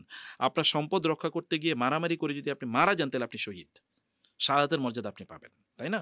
এটা তো সহিহ বর্ণনা। এছাড়াও রাসূল সাল্লাল্লাহু একটা ঘটনা আছে, আপনি জানেন, বিখ্যাত সহিহ বুখারীর ঘটনা। রাসূলুল্লাহ সাল্লাল্লাহু আলাইহি তিনি সালাতে ছিলেন, কেউ একজন এসে দরজা নক করেছে, রাসূল সাল্লাল্লাহু আলাইহি দরজা খুলে দিয়ে তারপর তিনি আবার এসে নামাজ পড়েছেন ওই অবস্থায়। তো অতএব আপনার যদি এমন হয়, এটা কিন্তু কাসিরুল আমল হবে না। যদি এমন হয় যে ধরুন আপনি নামাজে দাঁড়িয়েছেন, কেউ একজন হয়তোবা এসে দরজা নক করেছে, তো আপনার উনি মানে এত ইয়েতে আছে যে তিনি বারবার নক করছেন, তিনি হয়তোবা একটা বিপদে আছেন, অথবা তিনি ভুল বুঝতে পারেন, অথবা অন্য কোনো সমস্যা আছে, আপনি দরজাটা খুলে দিয়ে তারপরে এসে আপনি আবার নামাজ কন্টিনিউ করতে পারবেন। আপনার নামাজ নতুন করে পড়তে হবে না ইনশাআল্লাহ। আর যেটা আপনি বলেছেন যে চোর যদি নিয়ে যেতে চায়, আপনি নামাজ বন্ধ করে তারপরে আপনি চোরকে ধরা, এটা আপনার জন্য জায়েজ আছে, কোনো সমস্যা নেই ইনশাআল্লাহ। আচ্ছা, তারপরের প্রশ্নটি আমরা একটু নেই। প্রশ্নটি হচ্ছে যে, আচ্ছা, যদি বৈবাহিক সম্পর্ক ছাড়া কোনো মেয়ের সাথে পাপে জড়িয়ে পড়ি এবং পরে বুঝতে পারি যেটি ভুল, কিন্তু মেয়েটি প্রতিষ্ঠিত হওয়ার আগে বিয়ে করতে রাজি নয়, ফলে সম্পর্ক চালিয়ে গেলে আবারও পাপে জড়ানোর আশঙ্কা থাকে, এই অবস্থায় কি সম্পর্ক পুরোপুরি ছেড়ে দেওয়া উচিত, নাকি অন্য কোনো করণীয় আছে? আল্লাহু আকবার। কোনো একজন মেয়ের সাথে সম্পর্ক তৈরি করাটাই তো হারাম। অতএব যতক্ষণ একজন ব্যক্তি এরকম কোন একটা মেয়ের সাথে সম্পর্ক রক্ষা করে চলবে, ততক্ষণ পর্যন্ত তিনি জেনার মধ্যে আছেন। অতএব জেনা থেকে তাকে দূরে সরতে হবে। এই জাতীয় সম্পর্ক ইমিডিয়েটলি বন্ধ করতে হবে। এটা পুরোটাই কি শয়তানের পক্ষ থেকে একটা ইন্সপায়ারেশন। এটা আমি তাকে অমুকের আমি পছন্দ করি, তার সাথে এরকম হয়ে গেছে, আমি কেন এটা করব না। আপনি হয় দ্রুত তাকে বিয়ে করুন, কারণ আল্লাহ রাসূল সাল্লাল্লাহু আলাইহি ওয়াসাল্লাম, মানে আল্লাহ তাআলা বলেছেন, আয-যানি লা ইয়ানকিহু ইল্লা আয-যানিয়াতু লা ইয়ানকিহু ইল্লা যানিন আও মুশরিক ওয়া হুররিমা যালিকা আলাল মুমিনিন। কোন জেনাকারিনী নারীকে কেবল জেনাকারী পুরুষ অথবা মুশরিক বিয়ে করবে, কোনো ঈমানদার তাকে বিয়ে করতে পারবে না। অথবা আপনি যেহেতু জেনা করেছেন, ওই নারীও জেনা করেছে, আপনাদের দ্রুত উভয়কে বিয়ে করা এটা আপনার জন্য বাধ্যতামূলক হয়ে গেছে। আর যদি এমন হয় যে আপনার বিয়ে করতে পারছেন না, তাহলে immediately cut off your relation with her. আপনি দ্রুত রিলেশন কাট অফ করে এরপরে আপনারা আল্লাহর কাছে ক্ষমা চাইতে থাকুন। এবং আপনি যত ট্রেস আছে তার সাথে, যেমন আপনার ফেসবুক অ্যাকাউন্ট আপনি ব্লক করে দেন, বা ওটা আপনি ডিলিট করে দেন। আপনার মোবাইলটাকে আপনি, যে মোবাইলে ধরেন তার নাম্বার আছে, ওই মোবাইল আপনি ইয়ে করে দেন। মানে আপনার কোনো ট্রেস কোনোভাবে যেন না থাকে, এটাকে আপনাকে করতে হবে যদি আপনি বাঁচতে চান। আদারওয়াইজ প্রত্যেকটা মুহূর্তে আপনি জেনা করার অপরাধী হবেন। আর যেই ব্যক্তি জাতীয় কাজ করে, আপনি কিন্তু এটা একটা লিগাসি রেখে যাচ্ছেন, জানেন? হাদিসে এসে ইফু তাইফু নিসা উকুম, তোমরা নিজেরা পবিত্র থাকো, তাহলে তোমাদের কন্যারা, তোমাদের মেয়েরা পবিত্র থাকবে। আপনি যদি এরকম কোনো রিলেশনে জড়িয়ে পড়েন, তাহলে আপনার সন্তানরা কিন্তু রিলেশন করবে, আপনার মেয়েরা তখন এরকম জেনা ব্যভিচার করবে। ভালো করে খেয়াল করুন, এটা আল্লাহ রাসূলের কথা। তোমরা যদি পবিত্র থাকো, তাহলে তোমাদের সন্তানরা পবিত্র থাকবে। তোমরা যদি অপবিত্র হও, তোমাদের সন্তানরা অপবিত্র হবে। এটা কিন্তু ভয়াবহ অবস্থা। অতএব আপনি যদি পবিত্র থাকেন, আপনার স্ত্রী পবিত্র থাকবে। আপনি যদি পবিত্র থাকেন, আপনার সন্তানরা পবিত্র থাকবে। আপনি যদি অপবিত্র হন, আপনার স্ত্রী অপবিত্র হয়ে যাবে। আপনি যদি অপবিত্র হন, আপনার স্বামী অপবিত্র হয়ে যাবে। আপনি যদি অপবিত্র হন, আপনার সন্তানরা অপবিত্র হয়ে যাবে। আপনি কি রেখে যাচ্ছেন? জেনাকারী ব্যক্তির ঘরে জেনাকারী ব্যক্তি তৈরি হয়, তাই না? এটা তো আল্লাহ রাসূলের কথা, অস্বীকার করার কোনো সুযোগ নেই। তার চেয়ে বড় সত্যবাদী কে আছে? কেউ নাই। আল্লাহ সুবহানাহু ওয়া তাআলার পর আল্লাহ রাসূল সর্বশ্রেষ্ঠ সত্যবাদী। অতএব এটি আমাদেরকে মাথায় রাখতে হবে ইনশাআল্লাহ। জি, আসসালামু আলাইকুম ওয়া রাহমাতুল্লাহি ওয়া বারাকাতুহু। জি, ওয়ালাইকুম আসসালাম। আসসালামু আলাইকুম। ওয়ালাইকুম আসসালাম ওয়া রাহমাতুল্লাহি ওয়া বারাকাতুহু। জি হুজুর, আমার একটা প্রশ্ন হচ্ছে, আমি আমার বাড়ি হচ্ছে চট্টগ্রাম। তো আমার বাবার বাড়ি হচ্ছে মানে গ্রামে, কিন্তু আমার বাবার বাসা হচ্ছে মানে ঢাকায় থাকেন ওনারা। এখন আমি মানে যদি বেড়াতে আসি, তাহলে থেকে নামাজ পড়তে হবে কিনা? আর মানে আমি নির্দিষ্টভাবে জানি না আমি কি 15 দিন থাকবো নাকি এর আগে আমি বাড়িতে চলে যাব। সেক্ষেত্রে কি আমি কসরের নামাজ কি মানে 15 দিন আদায় করবো, নাকি পুরো নামাজটা পড়বো? আপনি কি স্বামীর বাড়ির কথা বলছেন না বাবার বাড়ির কথা বলছেন? স্বামীর বাড়ি হচ্ছে চট্টগ্রাম, মানে বাবার বাসা হচ্ছে তোমার ঢাকায়। আমি ঢাকায় যখন বেড়াতে আসি তখন। বুঝতে পেরেছি। দেখুন প্রিয় বোন, বোনদেরকে আল্লাহ তাআলা একটা এক্সট্রা সুবিধা দিয়েছেন। তা হলো বোনদের বাড়ি দুইটা।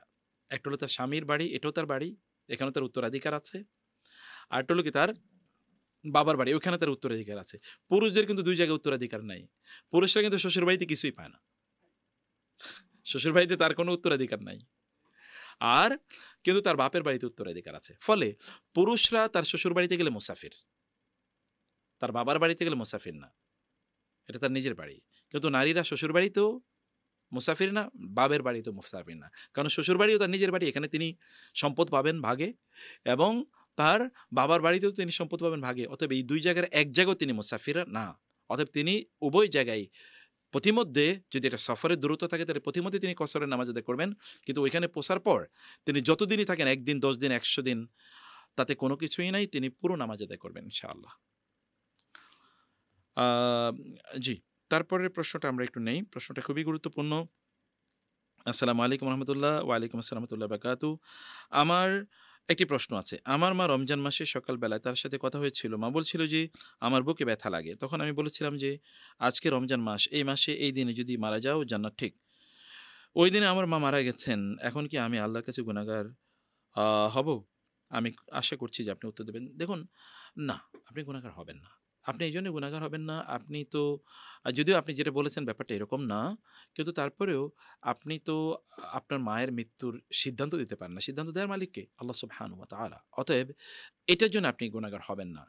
কিন্তু মা-বাবারা গুনাহগার হবেন। অথবা মা-বাবারা এই কথা যেন তারা না বলেন। যেমন কোনো মা যদি বলে আ আ "তোর মৃত্যু হোক", কোনো সন্তানকে লক্ষ্য করে বলে।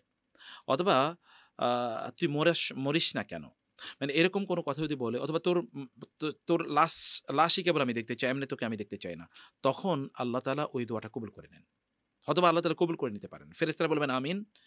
আর আল্লাহ তাআলা কারণ পিতামাতার দোয়া আল্লাহ তাআলা সন্তানদের জন্য, বদদোয়া আল্লাহ তাআলা সন্তানদের জন্য কবুল করে নেন। কারণ হাদিসে এসেছে, লা তাদউ আলা আনফুসিকুম ওয়া লা তাদউ আলা আওলাদিকুম ওয়া লা তাদউ আলা খাদামিকুম।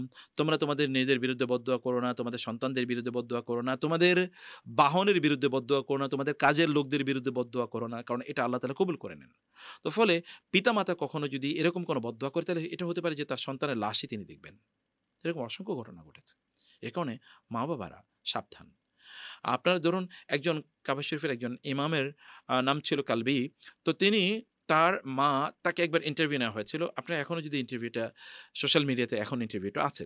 তখন তাকে একবার ইন্টারভিউ নেওয়া হলো, new York Times most probably তার ইন্টারভিউ নিয়েছে, যে আপনি কাবার বাইতুল্লাহর ইমাম কিভাবে হলেন? তখন তিনি বলেন যে এখানে একটা ইন্টারেস্টিং ঘটনা আছে। কি? বলে যে আমি ছোটবেলায় একটু দুষ্টামি করলে আমার মা বলতো আল্লাহ তাআলা তোকে কাবা শরীফের ইমাম বানাক। মা এরকম দোয়া করতো। তো তিনি বললেন যে আমি এরপরে পড়াশোনা করেছি, তেলাওয়াত সুন্দর করে করতাম। তো এলাকায় মানে কোনো একটা শহরে তিনি ইমামতি করতেন। কিন্তু ওই শহরে কোনো একটা সময় হতে পারে যে তৎকালীন রাজা, তিনি ওইখানে নামাজ পড়তে গিয়েছেন। তো তিনি ওনার তেলাওয়াত শুনেছেন। তেলাওয়াত শোনার পর এরপরে এসে তিনি তার কাছে চিঠি পাঠিয়েছেন যে আপনাকে বাইতুল্লাহর ইমাম হিসেবে নিয়োগ দেওয়া হলো।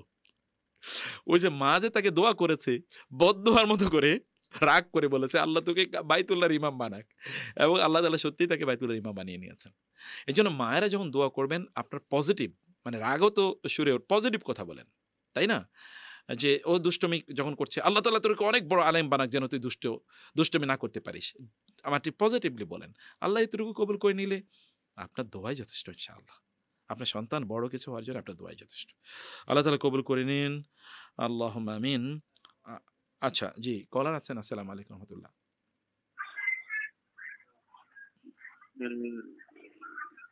জি, বলুন, শুনতে পাচ্ছি। হ্যাঁ স্যার, আমি একটা প্রশ্ন করতাম। জি, বলুন প্লিজ। স্যার, আমি বলতেছিলাম যে আমি একটা কোম্পানিতে চাকরি করি। জি। ওই চাকরি করতে গিয়ে আমাদের কোম্পানিতে একটা প্রভিডেন্ট ফান্ড আছে, ওই টাকাটা আমরা ব্যাংকের মধ্যে এফডিআর করে রেখেছিলাম। তো ওটা 8 বছর রাখার পরে কিছু মুনাফা আসছে, ওই টাকা থেকে তো কিছু আমার অংশেও পড়ে, তো আমি ওই টাকা কি নিতে পারবো? আপনি কোন ব্যাংকে রেখেছিলেন এটা? স্যার, বুঝতেছেন কথা? হ্যাঁ, আপনি কোন ব্যাংকে রেখেছেন? কোন শরিয়া ভিত্তিক ব্যাংকে রেখেছেন? স্যার, মিডল্যান্ডে। ওটা কি শরিয়া ব্যাংক নাকি?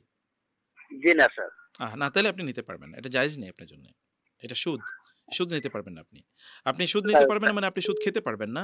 আপনি এটি নিয়ে কোনো জনকল্যাণমূলক কোনো কাজে এটা ব্যয় করে নেন, অথবা কোনো গরিব মানুষদের মাঝে ডিস্ট্রিবিউশন করে দেন সওয়াবের নিয়ত ছাড়া, অথবা কোনো এমনি দিনই কোনো কাজে, এটা মসজিদ নির্মাণের জন্য না, অন্য কোনো দিনই কাজ, যেমন দাওয়াতি কোনো কাজে, অথবা কোনো বই প্রিন্টিং করা এবং এগুলো মানুষের মাঝে ছড়িয়ে দেয়া, এমন কোনো কাজে আপনি এটাকে ব্যয় করতে পারেন ইনশাআল্লাহ। কিন্তু সওয়াবের নিয়ত করবেন না। আল্লাহ সওয়াব দিলে আপনাকে দিতে পারেন, সেটা তো আল্লাহ সুবহানাহু ওয়া তাআলার ইচ্ছা, তিনি দিতেও পারেন। কিন্তু আপনি এভাবে এগুলোকে ব্যবহার করবেন না, আপনার নিজের জন্য ব্যবহার করবেন না ইনশাআল্লাহ। জি। আর কোনো কলার আছেন কিনা? ওকে। আচ্ছা, তারপরে প্রশ্নটা আমরা নিচ্ছি। প্রশ্নটা হলো যে, আচ্ছা, এর মধ্যে আমিনুর বলেছেন যে আজকে একটা লেকচার শুনেছেন, আপনি কেঁদেছেন। মানে লম্বা কথা আপনি বলেছেন। আচ্ছা আমিনুল অনেকবার প্রশ্ন করেছেন, আমি অবশ্য প্রশ্নটা ধরতে পারি নাই। আচ্ছা আব্দুর রহিম বলেছেন যে শ্বশুর-শাশুড়িকে বাবা-মা ডাকা যাবে কিনা? দেখুন আল্লাহ রাসূল সাল্লাল্লাহু আলাইহি ওয়াসাল্লাম কথা স্পষ্ট করে বলেছেন, কেউ যদি মান ইদ্দা ইলা গায়রি আবিহি, কেউ যদি তার বাবা ছাড়া অন্য কাউকে বাবা বলে দাবি করে তাইলে ফাল জান্নাতু আলাইহি হারামুন, তাহলে ওই ব্যক্তির জন্য জান্নাত হারাম হয়ে যাবে।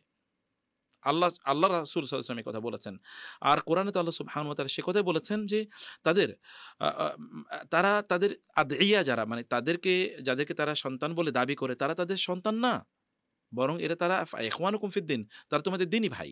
তো সে কারণে এই যে দত্তক নেয়া এটা ইসলাম একেবারে অনুমোদন করে না। কারণ আপনি আপনার সন্তানকে কেবলমাত্র আপনার সন্তান হিসেবে দাবি করতে পারেন, অথবা আপনার পিতামাতাকে কেবল আপনি পিতামাতা বলতে পারেন, বাবা-মা বলতে পারেন আপনি।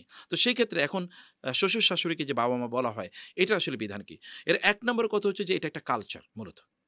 এটা কোনো অঞ্চলে যেমন শ্বশুর-শাশুড়িকে এমনি বাবা-মা বলা হয়। কিন্তু তারা তাদের ডকুমেন্টে কাগজে কলমে বলেন না যে উনি আমার বাবা, উনি আমার মা। এটা বায়োলজিক্যালি তিনি আমার বাবা, তিনি আমার মা। এটা দাবি করে দেখানো না, বলেনও না। বরং শ্বশুর আব্বা, শাশুড়ি আম্মা এরকম বলেন। তো সেই জায়গায় এটা যেহেতু একটা কালচারের পার্ট এবং আমাদের এই অঞ্চলে এটাকে কালচার হিসেবে দেখা হয়। ওরফ কিন্তু একটা শরিয়ার অংশ।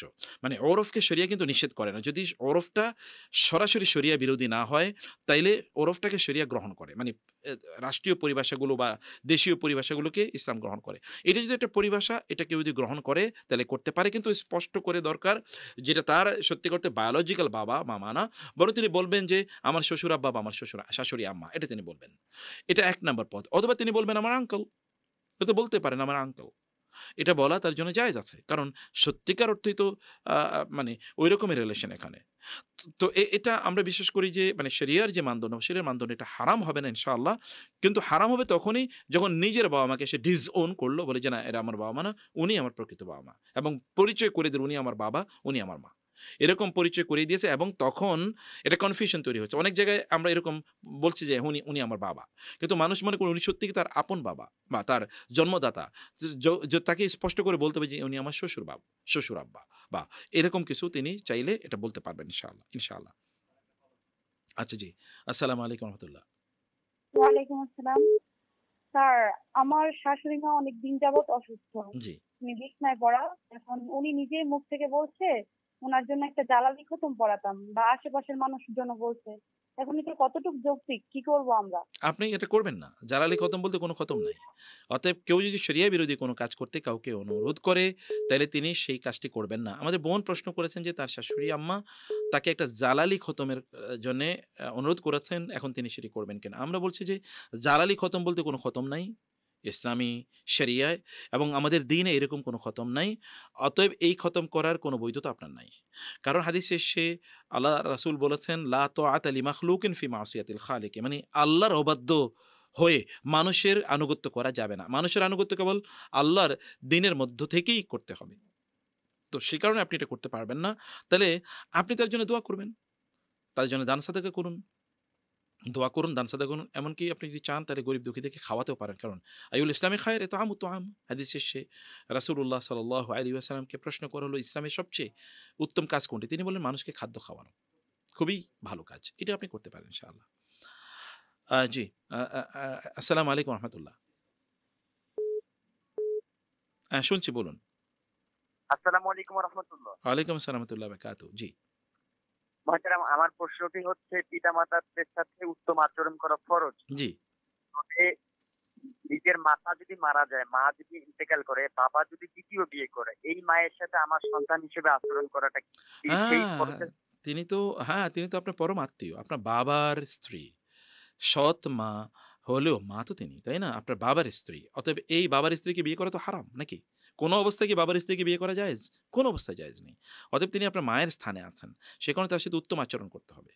উত্তম আচরণ করতে হবে আপনার বাবার স্ত্রী হওয়ার কারণে উত্তম আচরণ করতে হবে। আপনার মা এর সাথে আপনার আচরণ মানে সেটা এহসান আচরণ সর্বোত্তম লেভেলের, সর্বোচ্চ লেভেলের। কিন্তু এই মায়ের সাথে আপনার আচরণ উত্তম আচরণ করতে হবে। কুলু লিন্নাসি হুসনা ওয়া আতি যাল কুরবা হাক্কাহু, যিল কুরবা, পরম আত্মীয় যারা তাদেরকে তাদের হক আদায় করো। এটা আল্লাহ রাসূল সাল্লাল্লাহু আলাইহি ওয়াসাল্লাম আমাদেরকে দেখিয়ে দিয়েছেন, আল্লাহ সুবহানাহু ওয়া তাআলা করেছেন। আচ্ছা, রাসূল সাল্লাল্লাহু আলাইহি ওয়াসাল্লামের তার যে কৃতদাসী, তার বাবার কৃতদাসী উম্মে আইমান বারাকা, এর কথা আপনারা তো সবাই জানেন।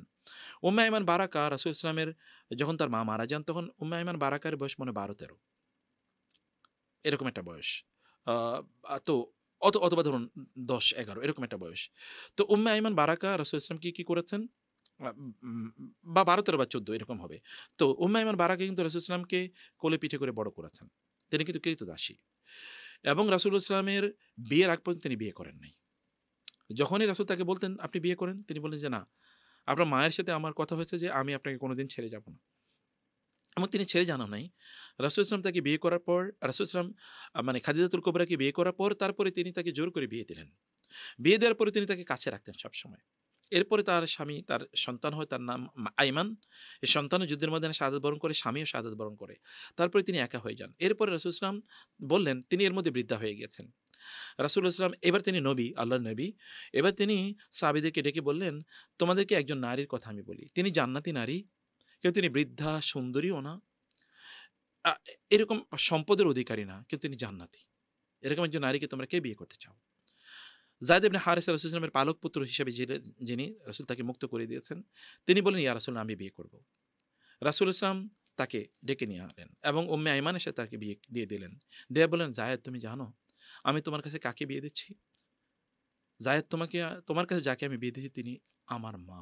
হিয়া উম্মি বাদা উম্মি, তিনি আমার মা। একথা বলে রাসূল ইমোশনাল হয়ে পড়েছেন। কাজের না মহিলা, কৃতদাসী, আবার নিগ্রো মানে কালো, বৃদ্ধা, তাকে আল্লাহ রাসূল বলেছেন, হিয়া উম্মি বাদা উম্মি, she is my mother after the death of my mother. আমার মায়ের মৃত্যুর পর তিনি আমাকে মায়ের মতো করে বড় করেছেন, এবং তিনি বলছেন তিনি আমার মা। এবং শুধু তাই না, রাসূলুল্লাহ সাল্লাল্লাহু আলাইহি ওয়াসাল্লাম উম্মে আইমান ছাড়া রাসূল সাল্লামকে কেউ কোনোদিন কোনো কাজে বাধ্য করতে পারতো না।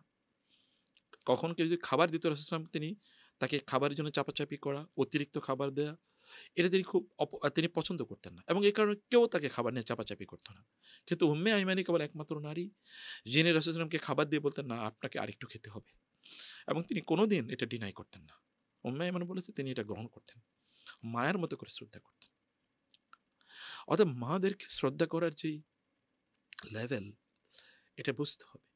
কোনো সন্তান তার মার প্রতি অনুগত, কিন্তু সেই সন্তান এই পৃথিবীতে কষ্টে আছে, অথবা তার জীবন গ্লানিময়, তার বিপদ আছে, এটা হতেই পারে না। দুটো বিপরীত ধর্মী। মায়ের প্রতি অনুগত সন্তানকে আল্লাহ তাআলা বরকত দিয়ে পূর্ণ করে দেন, সৌভাগ্য দিয়ে ভরপুর করে দেন। এটা মা কি কাফের মুশরিক কিছু যায় আসে না। মা মায়ে, মায়ের প্রতি এরকম বারাকা আল্লাহ সুবহানাহু ওয়া তাআলা দিয়েছেন। তো সেই কারণে আমি প্রিয় ভাই আপনাকে বলবো যে তিনি তো আপনার বাবার স্ত্রী। আমাদের এই অঞ্চলে একটা কালচার আছে, তা হলো কি, আপন মা না হলে, মানে গর্ভধারিণী মা না হলে তার প্রতি আচরণ করা, ওই মানে সৎ মা নামে তাদের প্রতি খুবই খারাপ আচরণ, খারাপ দৃষ্টিভঙ্গি রাখা হয়, এটা খুবই অন্যায়। আপনার বাবার স্ত্রী তো তিনি, তাই না? আপনার বাবার স্ত্রী, অর্থাৎ বাবার স্ত্রী বাবার মতো করেই আচরণ করতে হবে। আল্লাহ সুবহানাহু ওয়া তাআলা আমাদেরকে বোঝার তৌফিক দান করুন, আল্লাহুম্মা আমিন। আচ্ছা, আরেকটা কল আছে, লাস্ট কলটা নিয়ে নিই এবং কিছু আমরা ফেসবুকের কিছু প্রশ্ন উত্তর দেবো। জি, আসসালামু আলাইকুম রহমতুল্লাহ। আসসালামু আলাইকুম রাহমাতুল্লাহ। ওয়ালাইকুম আসসালাম ওয়া রাহমাতুল্লাহি ওয়া বারাকাতুহু। জি মোহতারাম, আমি জহির আলিম বলছিলাম। মোহতারাম, আমার ফ্যামিলিতে সবসময় অসুখ বিসুখ লেগেই থাকে। ইসলামের প্রাথমিক যে কাজ সেগুলো ইনশাল্লাহ সঠিকভাবে আদায় করার চেষ্টা করা হয়, তারপরেও ফ্যামিলিতে সব সময় যেন অজানা কোনো একটা কিছু লেগেই থাকে। এখন কি করণীয় যদি একটু। ঠিক আছে, আমাদের এই ভাই বলেছেন যে ফ্যামিলিতে অজানা কিছু প্রবলেম সবসময় লেগেই থাকে, এটার জন্য করণীয় কি? এর মধ্যে 1 নম্বর করণীয় হচ্ছে যে আমরা রুকিয়া করার কথা বলেছি আগেও, আমরা বলেছি, আবার শুনে নেন, প্রত্যেকটা বাসায় রুকিয়াকে বাধ্যতামূলক করে নেন। আপনি নিজেরা রুকিয়া করবেন। কেউ আমাদেরকে প্রশ্ন করেছেন নিজেরা কিভাবে রুকিয়া করবেন। নিজেরা রুকিয়া করবেন, রুকিয়ার সূরা আছে না, রুকিয়ার 2টা সূরা, আল মুআউযিজাতাইন, মানে যেই দুটো সূরা তাবিজ, আমরা বলে তাবিজ ব্যবহার করে, মূল তাবিজ তো কোরআনের ওই 2টা সূরা। হাদিসে রাসূল সাল্লাল্লাহু আলাইহি ওয়াসাল্লাম বলেছেন আল মুআউযিজাতাইন, মানে যে দুটো সূরা আপনাকে আশ্রয় প্রদান করবে। সেই দুটো সূরা কি? সূরাতুল ফালাক এবং সূরাতুন নাস। তাহলে সূরাতুল ইখলাস, সূরাতুল ফালাক, সূরাতুন নাস, এই 3টা সূরা পড়ে আপনি কি করবেন? আপনার শরীরকে একেবারে মাথা থেকে শুরু করে পা পর্যন্ত, পিঠ, সব জায়গায় এরকম ছাড়বেন, 3 বার করে পড়বেন।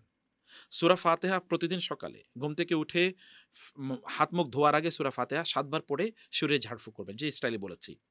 শোয়ার আগে প্রতিদিন সূরা ফালাক, সূরা নাস এবং সূরা ইখলাস 3 বার পড়ে পুরো শরীরকে ঝাড়ফুঁক করবেন ইনশাআল্লাহ।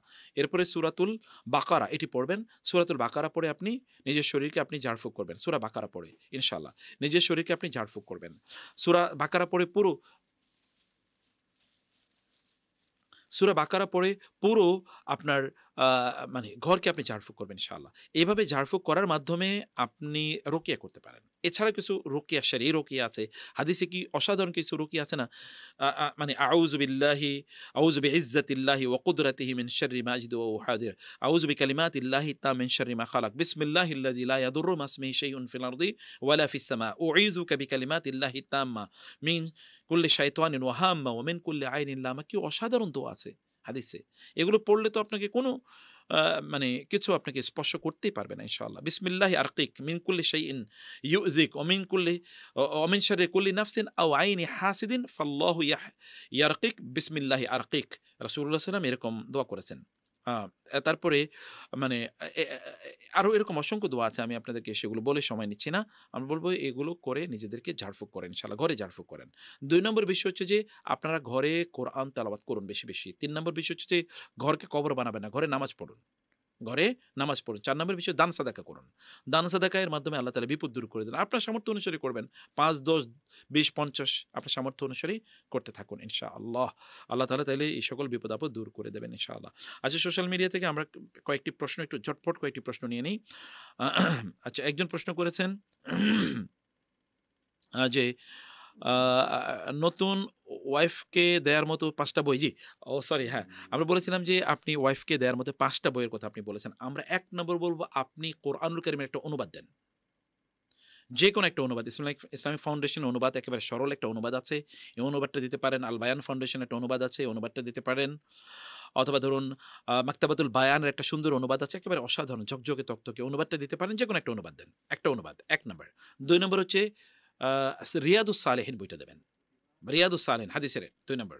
3 নম্বর হচ্ছে রাসূল ইসলামের জীবনী, এটা রাসূলে আরবি দিতে পারেন, অথবা আপনি আর রাহিকুল মাকতুম দিতে পারেন। আমরা রাসূলে আরবি বলবো, এটা সিম্পল সহজ, এটা দিতে পারেন 3 নম্বর। 4 নম্বর বিষয় হচ্ছে একটা আকীদার একটা বই দেবেন। আকীদার বই হচ্ছে আপনারা ডক্টর আবু আমিনা বেলাল ফিলিপসের ইসলামিক আকীদা বা তাওহীদ নামে একটা বই আছে, অথবা আমাদের প্রফেসর ডক্টর আব্দুল্লাহ জাহাঙ্গীর রহেমাহুল্লাহ এর আল ফিকহুল আকবার নামে বই আছে, এই বইটা দিতে পারেন। এটা 4 নম্বর। আর 5 নম্বর হচ্ছে ফিকার যে কোনো একটা বই, আসান ফিক বা এরকম একেবারে বেসিক ফিকের একটা বই দিতে পারেন, যেখানে ফিকের মৌলিক মাসাইলগুলো জানবে। বেশ করে নারীদের কিছু মাসালা আছে, এই জাতীয় বই বাজারে পাওয়া যায়। এরকম একটা মানে এরকম একটা বই আপনি আপনার স্ত্রীকে দিতে পারেন ইনশাআল্লাহ। আচ্ছা, আমিরুল ইসলাম, আপনার এই প্রশ্নটা আমি অনেকবার দেখেছি এবং আপনি বলেছেন যে আচ্ছা দোয়া করবেন আল্লাহ যেন আমাকে দিনের পথে রাখেন। আমার বাবা মা তারা ইসলামের কোনো এলেম নাই, বাবা মা নামাজ পড়ে না, হারামের পথে আছে, তাদেরকে আমি অনেক বুঝাই, তা তো তারা বুঝে না, রাগ করে কথা বলি, বাবা মার সাথে রাগ করলে কি আমার পাপ হবে? দেখুন আমিন, আপনি ইমোশনাল মানুষ, আমরা আপনার জন্য দোয়া করি আল্লাহ তাআলা যেন আপনার বাবা মাকে সত্যিকার অর্থেই সহি দিন দান করেন এবং দিনের পথে নিয়ে আসেন। আমরা আপনাকে বলবো যে পিতা মাতার জন্য সন্তানের দোয়া কবুল হয়ে, জানেন না আপনারা? হাদিসে এই কথা আসে নাই যে আওয়ালাদিন সালেহিন ইয়াদুলা, অথবা নেককার সন্তান, যে নেককার সন্তান পিতা মাতার জন্য দোয়া করবে। সুবহানাল্লাহ। আর আল্লাহ তাআলা তো শিখিয়ে দিয়েছেন রব্বিরহামহুমা কামা রাব্বায়ানি সগীরা, সন্তানের জন্য দোয়া করে। আপনি নেককার সন্তান কিনা এটার প্রমাণ হচ্ছে আপনার পিতা মাতার জন্য আপনি কত দোয়া করছেন। আবার বলি, আপনার সন্তানরা অনেকে বলেন আমি ভালো মানুষ কিভাবে বুঝবো? আপনার পিতা মাতার জন্য আপনি যদি অনেক দোয়া করেন তাহলে আপনি ভালো মানুষ। এটা আল্লাহর রাসূলের টেস্টিমনি, তাই না? অতএব অনেক দোয়া করুন, অনেক দোয়া করুন। আপনি জানেন না আবু হুরায়রা রাদিয়াল্লাহু তাআলা আনহু, মা ইসলাম গ্রহণ করে না, রাসূলের কাছে দৌড়ে গিয়েছেন, রাসূল যেন তার মার জন্য আল্লাহর কাছে দোয়া করে। রাসূলুল্লাহ সাল্লাল্লাহু আলাইহি ওয়াসাল্লাম দোয়া করেন, আল্লাহুম্মা হদি উম্মা আবি হুরায়রা, হে আল্লাহ আবু হুরায়রার মাকে তুমি হেদায়েত দান করো। এই কথা শোনার পর আবু হুরায়রা দৌড় দিলেন বাসার দিকে। সাহাবায়ে কেরামরা জিজ্ঞেস করছেন আপনি দৌড়াচ্ছেন কেন? তিনি বলেন আমি দৌড়াই এই জন্যে আল্লাহ রাসূলের দোয়া আরশে আজিমে আগে পৌঁছে নাকি আমার মায়ের কাছে আমি আগে পৌঁছতে পারি, আমি এটা দেখতে চাই। তিনি দৌড়ে আসলেন, মা কিন্তু তাকে ঘর থেকে বের করে দিয়েছে। তিনি দৌড়ে আসলেন, দৌড়ে এসে তিনি যখন তার আওয়াজ শুনছে, মা দূর থেকে, ঘরের দরজা কিন্তু বন্ধ, আবু হুরায়রা তুমি এসছো। আবু হুরায়রা শুনলেন, বুঝলেন মায়ের কণ্ঠ তো ভিন্ন হয়ে গেছে, মার মনে হয় মন পরিবর্তন হয়ে গেছে, আমার রাসূলের দোয়া মনে কবুল হয়ে গেছে। মা দরজা খুললেন, বলেন যে আমি উজু করেছি বাবা, তোমাকে বের করে দেওয়ার পর থেকে আমার মনটা খুবই খারাপ, আমি সিদ্ধান্ত নিয়েছি আমি ইসলাম গ্রহণ করব, এবং তিনি ইসলাম গ্রহণ করলেন। এই যে সন্তানের দোয়া, সন্তানের তার যে উৎকণ্ঠা এবং তার অবস্থা দেখেন, তিনি নিশ্চিত রাসূল দোয়া করেছেন, তিনি দৌড়ানো শুরু করে দিয়েছেন, কিন্তু নিশ্চিত যেমন রাসূল দোয়া করেছে, দোয়া তো কবুল না হয়ে পারে না, আর সে আজিমে তার দোয়া আগে পৌঁছে না কি আমি আল্লাহর আমার মায়ের কাছে আগে পৌঁছতে পারি। সুবহানাল্লাহ। আমরা আপনাদেরকে বলবো যে বাবা মার জন্য সর্বোত্তম গিফট কি হতে পারে জানেন? বাদশাহ আলমগীরের ব্যাপারে এ কথা আছে যে বাদশাহ আলমগীর তার বাবা সম্রাট শাহজাহানের কাছে গিয়ে হঠাৎ করে বললেন যে বাবা তোমার জন্য একটা গিফট নিয়ে এসেছি আমি। বলো কি? বলে আমি যেদিন শুনেছি যদি সন্তান যদি কোরআন হিফজ করে বা কোরআন তেলাওয়াত করে তাহলে আল্লাহ তাআলা তার বিনিময়ে পিতা মাতাদেরকে জান্নাতে তাদেরকে বিশাল মণিমুক্তা খচিত আলখেল্লা প্রদান করবেন, তাদেরকে জান্নাতের মুকুট পরিয়ে দেবেন। যেদিন আমি শুনেছি সেদিন আমি চিন্তা করলাম আমার বাবা মার জন্য আমি কি গিফট দেব, আমার কাছে তো গিফট নাই দেওয়ার মতো, কি দেব? সেটা আমি সিদ্ধান্ত নিয়েছি আমি কোরআন হিফজ করব, এবং আমি গত 10 বছর নীরবে নিবৃত্তি কোরআন হিফজ করে এসে বাবা তোমাকে আমি এটা গিফট করতে চাই। এবং এটা তার মাকে তার বাবাকে তিনি গিফট করেছেন। আমার একটা মেয়ে আছে, তো আমার মেয়েকে যখন আমি একবার নাসিহা করলাম যে বাবা তোমরা তো কিছু দিতে পারো না বাবা মাকে, এরকম এরকম করতে পারো, তো সেদিন আমার মেয়ে তারপর থেকে সে কোরআন হিফজ করা শুরু করেছে, এখন সে কোরআন হিফজ করছে। তো তার মার কাছে সে একটা কাগজে লিখেছে যে আমার বাবাকে আমি একটা গিফট দিতে চাই, গিফট হলো আমি কোরআনের হিফজ করতে চাই, কোরআন হাফেজ হতে চাই। তো আপনারা সন্তানকে আসলে এভাবে আপনার পিতার জন্য আপনি এই কথা বলবো যে আপনার পিতার জন্য আপনি গিফট হয়ে যান, আপনি দোয়া করতেই থাকুন পিতামাতার জন্য। কোন দোয়া যে আল্লাহ কবুল করে নেন সেটা তো আল্লাহ তাআলা জানেন, দোয়া তো আর বিফল যাবে না, ব্যর্থ হবে না, দোয়া করতে থাকুন। আমিন আপনার জন্য এই নাসিহা করছি। আচ্ছা, কোরআন ও নবীর সুন্নাহ আদর্শে দেশ পরিবার সবকিছু গড়ার কতটুকু দরকার দুনিয়া এবং আখিরাতের জন্য মোহাম্মদ ইউসুফ বলেছেন, ইউসুফ এটাই তো দরকার, এটা তো ফরজ, এটা কতটুকু দরকার মানে এটা 100 ভাগই দরকার, পুরোটাই এটা দরকার যে কোরআন এবং সুন্নাহ অনুসারে আপনি পরিবার গঠন করবেন, রাষ্ট্র গঠন করবেন, সমাজ গঠন করবেন ইনশাআল্লাহ। আচ্ছা, আমার প্রশ্ন হচ্ছে যে মনে করেন অন্যরা দেন, আচ্ছা কি অনেক আগে আমার হাতের আঙ্গুলে সুপার গ্লু লেগেছিল, এটি তখন উঠানোর চেষ্টা করেছিলাম কিন্তু ওঠেনি, এখন কি আমার আঙ্গুলে এখন লেগে আছে কিনা যায় না, আমার অজু করলে নামাজ পড়লে আমার অজু এবং নামাজ কি গ্রহণযোগ্য? দেখুন সুপারগুলো লেগেছে, যদি না ওঠে আপনার তো কিছু করার নাই, যদি যেখানে লেগেছে ওটা যদি পবিত্র অবস্থায় থাকতো তাহলে আপনার ইনশাআল্লাহ এর উপরে আপনি অজু করলে অজু হয়ে যাবে, যেহেতু আপনি উঠাতে পারছেন না, কিছু করার নেই, আপনি চেষ্টা করবেন ওঠানোর জন্য। জোবায়ের প্রশ্ন করেছেন, তিনি তালাকপ্রাপ্ত বউ তার স্বামীর সাথে পুনরায় বিবাহ ছাড়াই সংসার করছে, ইসলামে তাদের শাস্তি কি? এটা তো তারা জানা ব্যভিচারের শাস্তি, মানে তারা কাজ করছে। এখন 3 তালাক কি অবস্থায় দিয়েছে, কখন দিয়েছে, এটা নিয়ে বিস্তারিত আসলে জানতে হবে, এছাড়া বলার কোনো সুযোগ নেই। 1 রাকাত ভিতরের নামাজ সম্পর্কে জানতে চাচ্ছি। 1 রাকাত ভিতরের নামাজ তো সহিহ হাদিস দ্বারা প্রমাণিত, বহু হাদিস আছে, সহিহ বুখারী সহ অন্য বহু হাদিস এসেছে। এমনকি এই বক্তব্য আছে রাসূলুল্লাহ সাল্লাল্লাহু আলাইহি ওয়াসাল্লাম বলেছেন, তোমরা কেউ যদি রাতের নামাজ আদায় করতে থাকতো ফাইন খাশিয়া আহাদুকুম আস-সুবহা, তোমাদের কেউ যদি ভোর হয়ে যাওয়ার মানে ভয় করে, তাহলে ফাল ইউসাল্লি ওয়াহিদাতান তু'তিরু লাহু মা ক্বাদ সাল্লা, তাহলে সে 1 রাকাত নামাজ আদায় করবে, তাহলে ভিতর হয়ে যাবে। সহিহ হাদিস, সহিহ বুখারী হাদিস, অতএব এটা করতে পারেন, কোনো সমস্যা নেই ইনশাআল্লাহ। জি, আচ্ছা, এর মধ্যে আরো অনেক প্রশ্ন আছে, দুটো প্রশ্ন বলেছেন। একটা হচ্ছে শরিয়া নাপাক ধোয়ার ব্যাপারে, শরীর থেকে ঝরে পড়া পানি কি হবে? হ্যাঁ, আপনি যখন নাপাকি ধোবেন তখন শরীর থেকে ঝরা পানি যেন কোনোভাবে আবার আপনার শরীরে না আসে, এটা আপনাকে নিশ্চিত করতে হবে। অথবা আপনি আগে, এই কারণে আল্লাহ রাসূল সাল্লাল্লাহু আলাইহি ওয়াসাল্লাম আমাদেরকে ফরজ গোসলের জন্য তিনি কি পদ্ধতি জানিয়ে দিয়েছেন। ফরজ গোসলের পদ্ধতি আছে না, ফরজ গোসলের পদ্ধতিটা ভালো করে জানুন এবং সেভাবে আপনি ফরজ গোসল করুন। বিশেষ করে যে জায়গায় অপবিত্রতা লেগে আছে, ওই অপবিত্রতার জায়গা ভালো করে বাম হাত দিয়ে সাবান দিয়ে ধুয়ে তারপরে অপবিত্রতা দূর করে তারপরে আপনাকে গোসল করতে হবে। ওই অপবিত্রতা যেন কোনোভাবে আপনার গায়ে লেগে না আসে, এবং যেখানে আপনি গোসল করবেন ওই পানিগুলো যেন ওইখানে জমা হয়ে না যায়, যেন এগুলো ছিটে আপনার গায়ে না আসে। সে কারণে এভাবে আল্লাহ রাসূল সাল্লাল্লাহু আলাইহি ওয়াসাল্লাম তিনি ফরজ গোসল কীভাবে করেছেন, তিনি আগে অজু করেছেন, মাথায় আগে একটু পানি ঢেলেছেন, তারপরে তিনি অজু করেছেন, তারপরে তিনি লজ্জাস্থানকে ভালো করে ধুয়ে নিয়েছেন, এরপরে রাসূলুল্লাহ সাল্লাল্লাহু আলাইহি ওয়াসাল্লাম ডান দিক থেকে পানি, তারপরে বাম দিক থেকে পানি, তারপরে গোটা শরীরে একসাথে পানি দিয়েছেন, যেন কোনোভাবে ময়লা ছিটা না আসে। অতএব ফরজ গোসলের পদ্ধতিটা মেনটেন করলে ইনশাআল্লাহ এই সংকট আর থাকবে না ইনশাআল্লাহ। তো জি, এর মধ্যে আসলে অনেকে অনেক প্রশ্ন করছেন যে আপনি রিপ্লাই দিচ্ছেন না কেন? অসংখ্য প্রশ্ন, এত প্রশ্নের রিপ্লাই আমরা আর দিতে পারছি না। বাকি যে প্রশ্নগুলো থেকে গেল এগুলোকে আমরা অন্য কোনো ফরম্যাটে আপনাদের কাছে যেন উত্তর চলে যায় আমরা সেই ব্যবস্থা করব। সবাইকে আল্লাহ তাআলা অনেক কল্যাণ প্রদান করুন। আজকে আমরা তাইলে এখানে শেষ করছি ইনশাআল্লাহ। আগামী বৃহস্পতিবারও আল্লাহ তাআলা যেন আমাদের সবাইকে এই প্ল্যাটফর্মে একত্রিত করেন সেই প্রার্থনা আল্লাহর কাছে রেখে এখানে শেষ করছি। হাযা ওয়া সাল্লাল্লাহু সুবহানাহু ওয়া তাআলা নবিয়ানা মুহাম্মদ ওয়া আলিহি ওয়া সাহবিহি আজমাইন। সুবহানাকাল্লাহুম্মা ওয়া বিহামদিক আশহাদু আল্লা ইলাহা ইল্লা আনতা আস্তাগফিরুকা ওয়া আতুবু ইলাইক। ওয়াসসালামু আলাইকুম ওয়া রাহমাতুল্লাহি ওয়া বারাকাতুহু।